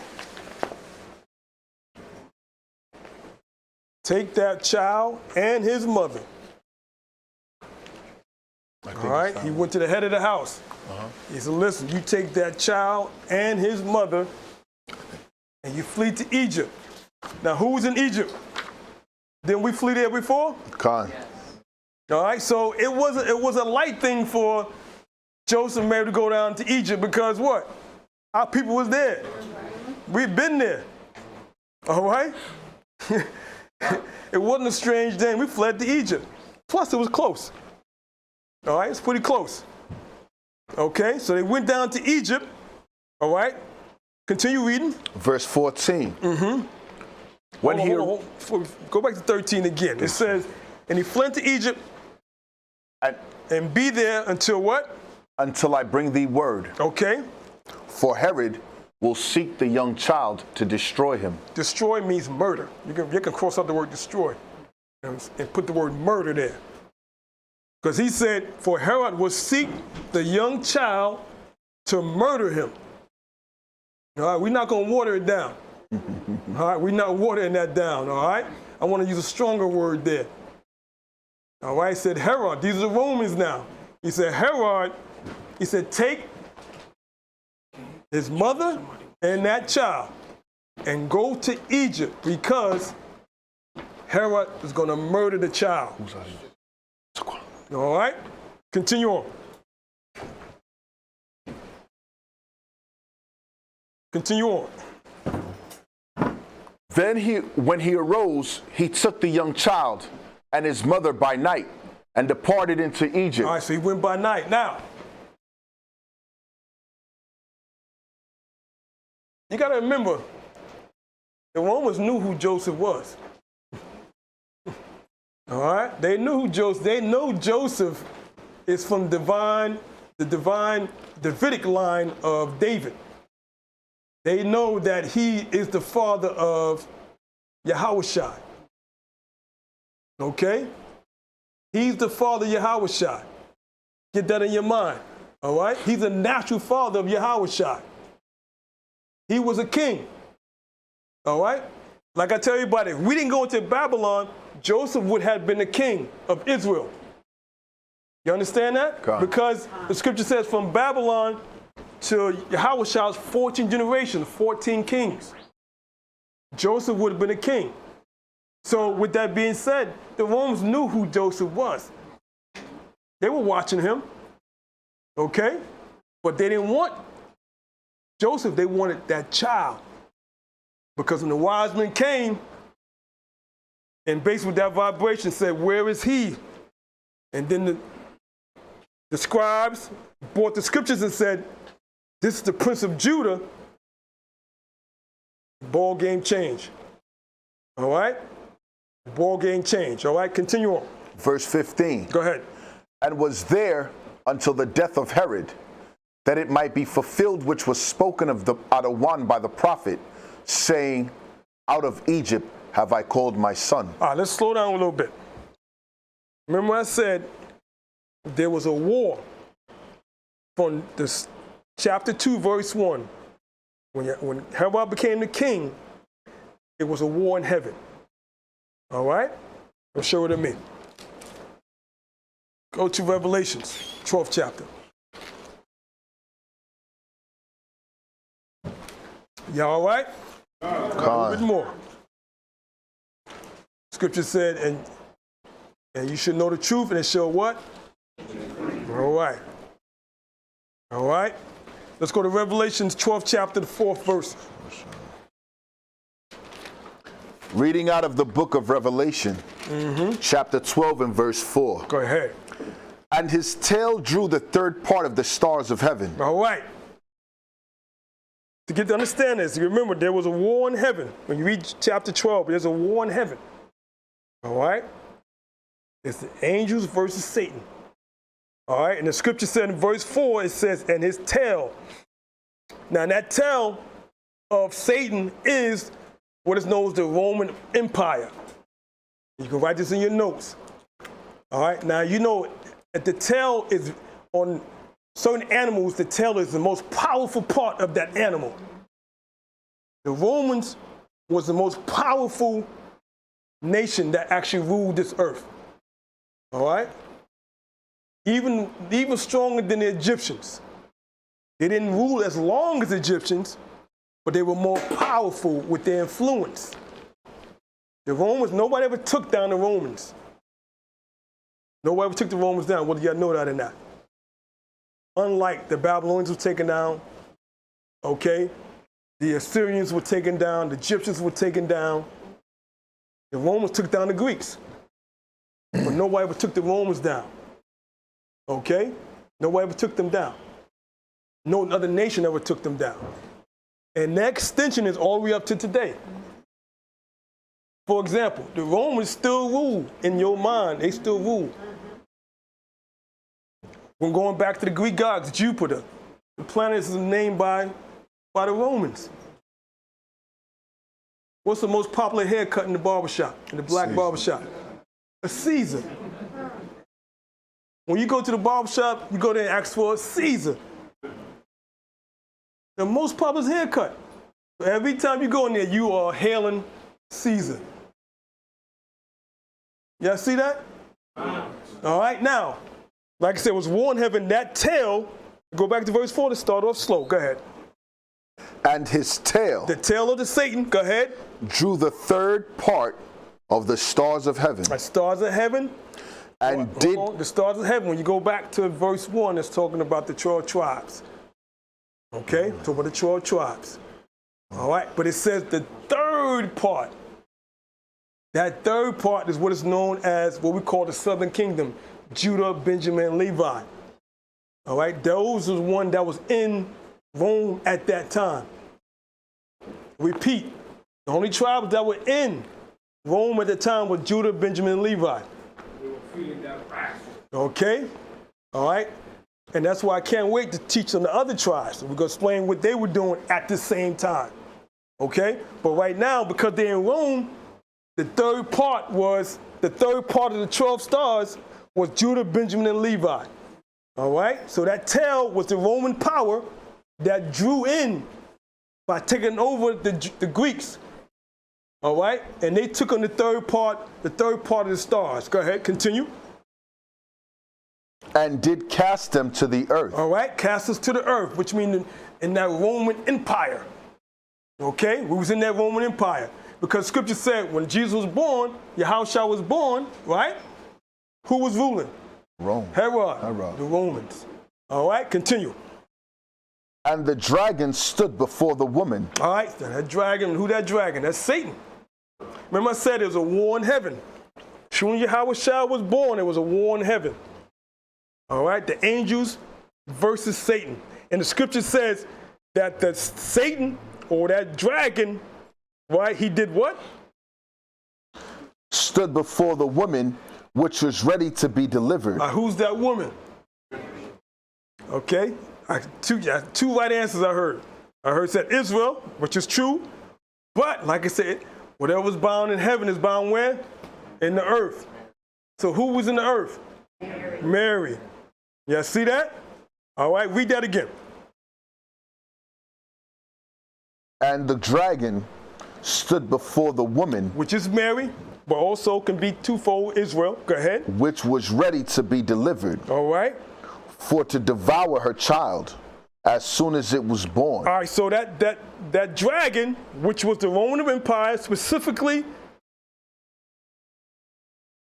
Herod, and going into Mary because as bound in earth, she's about to deliver Yahushua. And then what? Satan wanted to devour him as soon as he was born, which was Pilate and or Herod. All right, Pilate was at the end. Okay? All right, continue on. Verse 5. And she brought forth a man-child. Go ahead. Yahushua was what? A man-child. He was not a spirit. Yahushua was born of a man. He was a man-child, boy.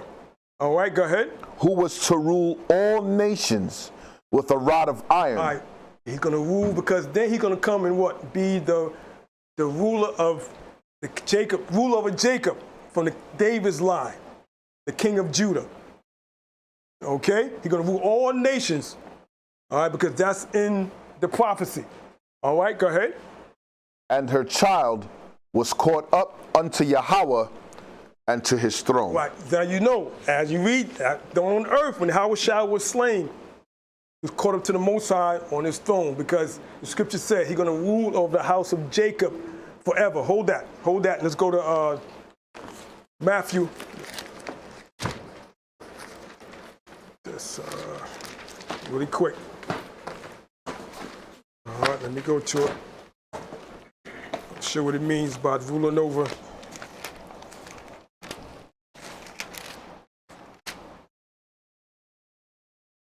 Let's go to the book of Luke.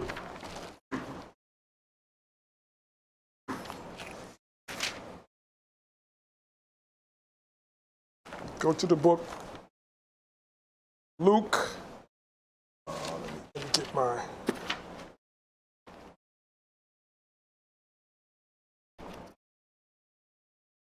Let's go to Luke 2:33. Start at 32. A few more scriptures. Luke chapter 32, verse 32. Chapter 2, verse 32. Reading from the book of Luke, chapter 2, verse 32. Come on.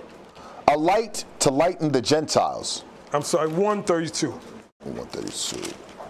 Salakia, 132. The book of Luke, chapter 1, verse 32. Come on.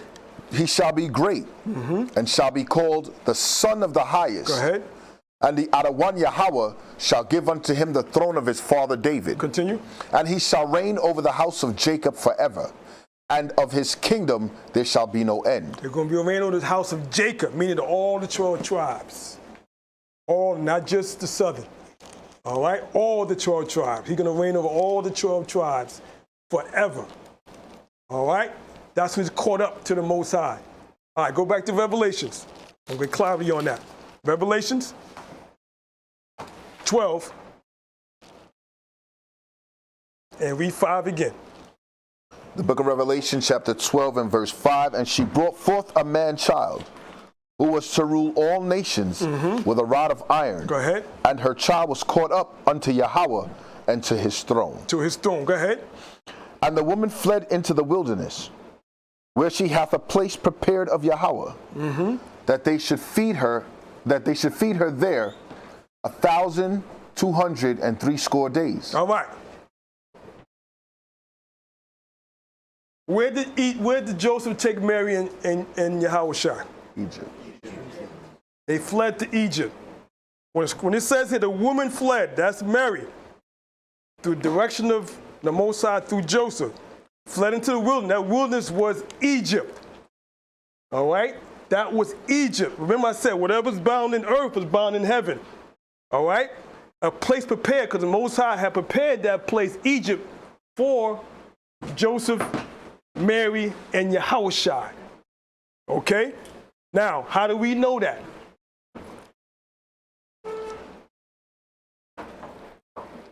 If you calculate there are 2,203 score days, how long is that? 3.5 years. You said 3.5? 3.5. 3.5 years. How long was Joseph, Mary, and H.O.D.C traveling to Egypt? 3.5 years. All right? They were there 3.5 years until the Most High told them to come back. All right? So whatever's bound on earth is bound in heaven. The scripture tell you that. All right? Matter of fact, get that scripture.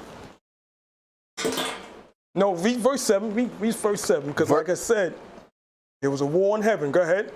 And there was war in heaven.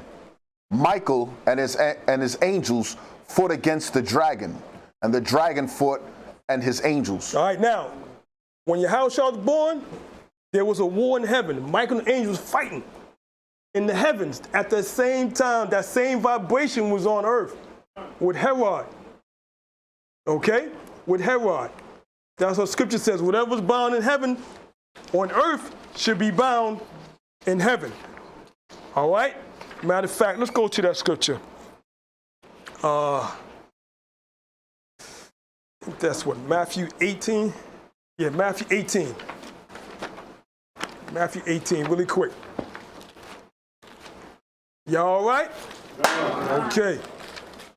So Joseph and Mary and Yahushua was in Egypt for 3.5 years, waiting until the Most High told them to come back after Herod died. So that was the wilderness that they were in. Okay? All right? Go to Matthew 18:18, I believe.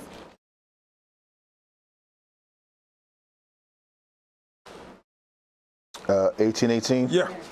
Reading out of the book of Matthew, chapter 18, verse 18. Verily I say unto you, whatsoever ye shall bind on earth shall be bound in heaven, and whatsoever ye shall loose on earth shall be loosed in heaven. All right, so when we read the Revelations, that was the heavenly part. That was going on in the heavens at the same time that Yahushua was born with Mary and Joseph and Herod. There was a war in heaven at that same time. That same vibration was up there, was happening down here. All right? Now, last scripture. I'm going to show how ruthless the Romans were. Read Matthew 1:16.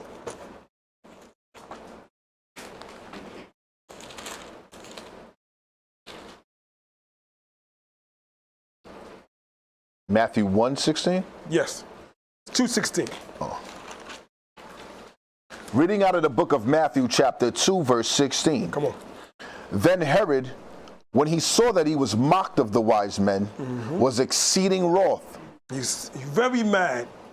We got to remember, the wise men didn't care nothing about Herod. They didn't care nothing about Herod. All right? They were as angels. You know, they didn't come to see Herod. All right? Go ahead. And sent forth and slew all the children that were in Bethlehem. Sisters, see that? You see what he did? He was so upset. All right, remember, that's why it says Michael had to fight the devil in heaven.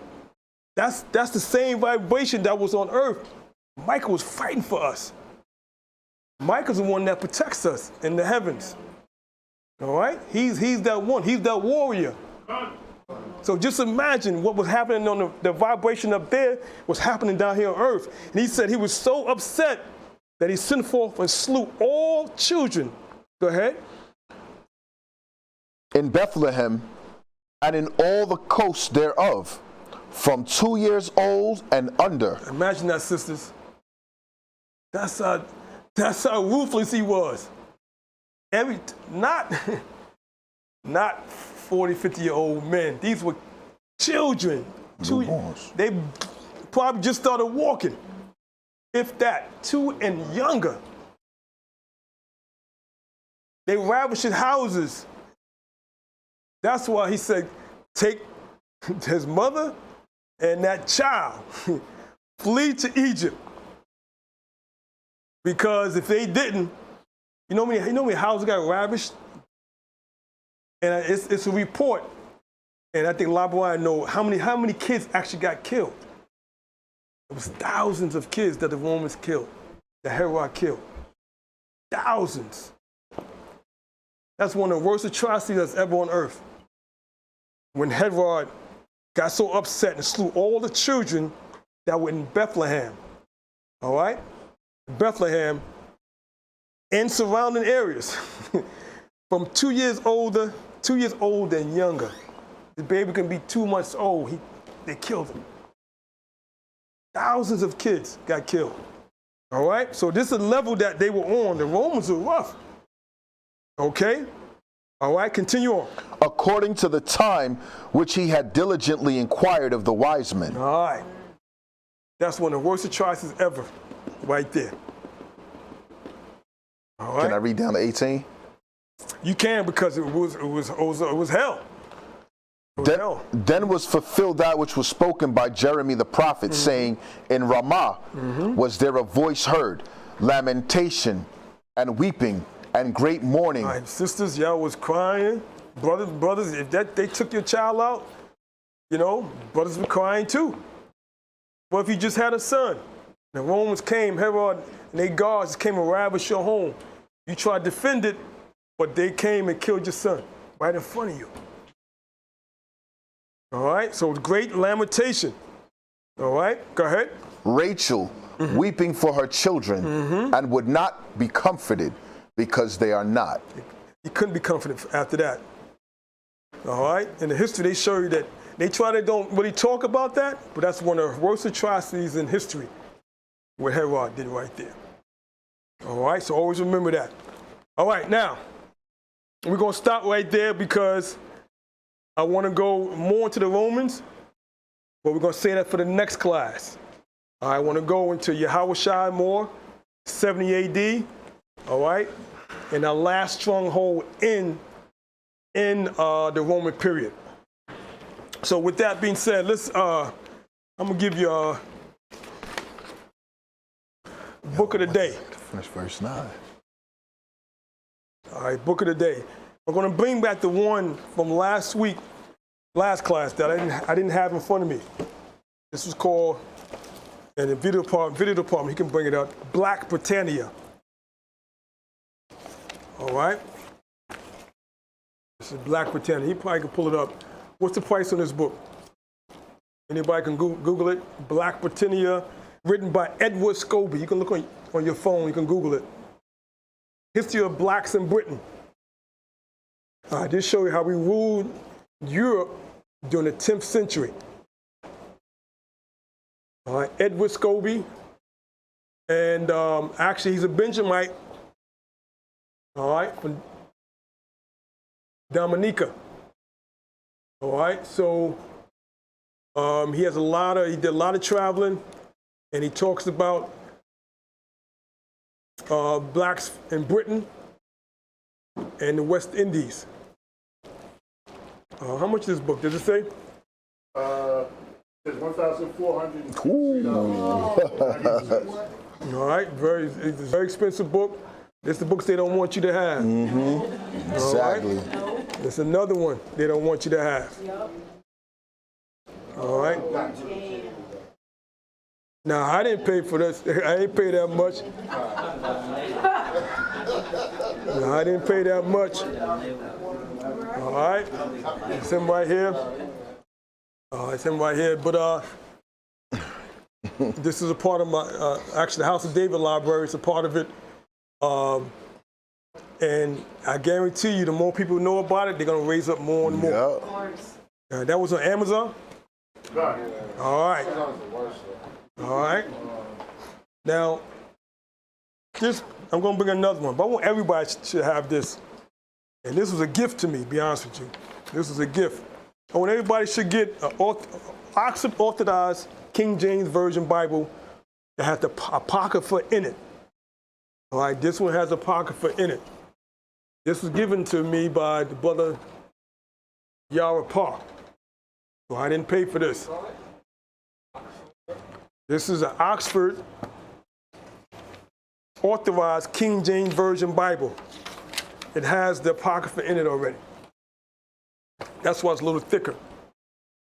All right? That way you're going to go See how I'm teaching? I'm teaching with two books, the Apocrypha right here, and then I got the King James Version Bible, but this one has both these books in it. All right, so try to get you one. It's a little more expensive, but try to get you one of these. That way you'll have two books. All right? All right. Before we close up, I just want you to think really quick. And I got this from the Brother Osh class last week. Y'all remember the eunuch that was in the New Testament? Yes. I think it was Philip. No, it wasn't Philip. Yes, Philip. And he was asked, did he know what he was reading? And he said, no, right? Unless someone teaches him. Mm-hmm. Why couldn't he understand what he was reading? The book of Jeremiah. Why couldn't he understand it? Think about it. Do we need to read it? Somebody can find where it's at. But just think about it. He couldn't understand the Bible.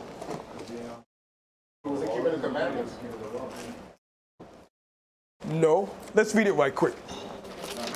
Where was that at? Acts 13. Where was that at, Ash? Really quick, and we're going to close out. And if someone in the chat line, if they got, or virtually, if they're there, if they can answer it, let me know. All right? All right. Let me get that. No, it's not an Acts. Is it? Yeah, I think it's Okay. Acts. Acts what? All right, 8:37. Thank you. I could start to Start from, all right, read it. or 27 too. All right. Ben said 29, start from 29. 26? All right, let's read Acts. Acts what? 8:26. 26. All right, let's go to that. Just a little question before we end the class. Once you get clarity on this. All right, go my reader, take that. Reading out of the book of Acts, chapter 8 and verse 26. Mm-hmm. And the angel of the Adawan spake unto Philip, saying, Arise, and go toward the south, unto the way that goeth down from Jerusalem unto Gaza, which is desert.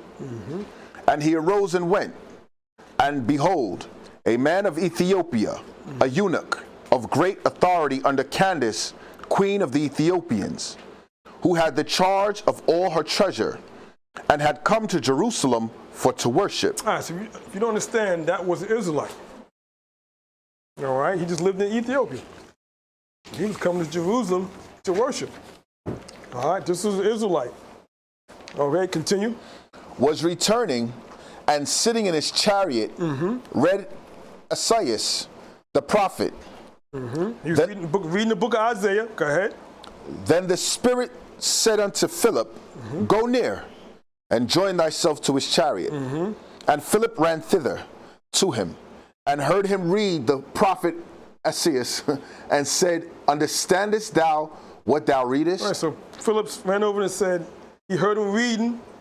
You know how you might hear, someone reading the Bible or just, sitting around reading the Bible. And Philip asked him, do you understand what you're reading? All right, go ahead. And he said, How can I, except some man should guide me? And he desired Philip that he would come up and sit with him. Now, come on, finish reading. The place of the scripture which he read was this: He was led as a sheep to the slaughter, and like a lamb dumb before his shearer, so opened he not his mouth. Go ahead. In his humiliation, his judgment was taken away. And who shall declare his generation? For his life is taken from the earth. Go ahead. And the eunuch answered Philip and said, I pray thee, of whom speaketh the prophet this? Of himself or of some other man? All right, so now, ask yourself, why couldn't he understand that scripture? Because he didn't know about Christ, the Rawchaa. Okay, right. But you're exactly right. But hit it right in the nose. Why didn't he know? It was written in Testament Negro.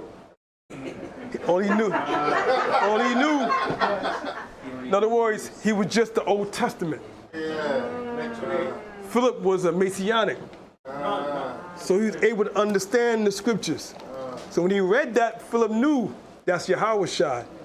So what I'm saying to you, don't get stuck in the Old Testament. You're going to get stuck. You can't understand anything else. You have to be Messianic. You have to follow Yahushua to really understand the scriptures. That's the only reason he didn't understand it. Even though New Testament wasn't written yet, but because Philip experienced and was there in his teachings, he knew when he read that scripture, he knew exactly what that was talking about. So he was just an Old Testament. That's all. All right. So keep that in mind. You got the scripture said, "I'm in the volume of this book." All right. And read the entire book. All right, sisters, brothers. Khan. All right. So with that, listen. This be it. I say Shabbat Shalom.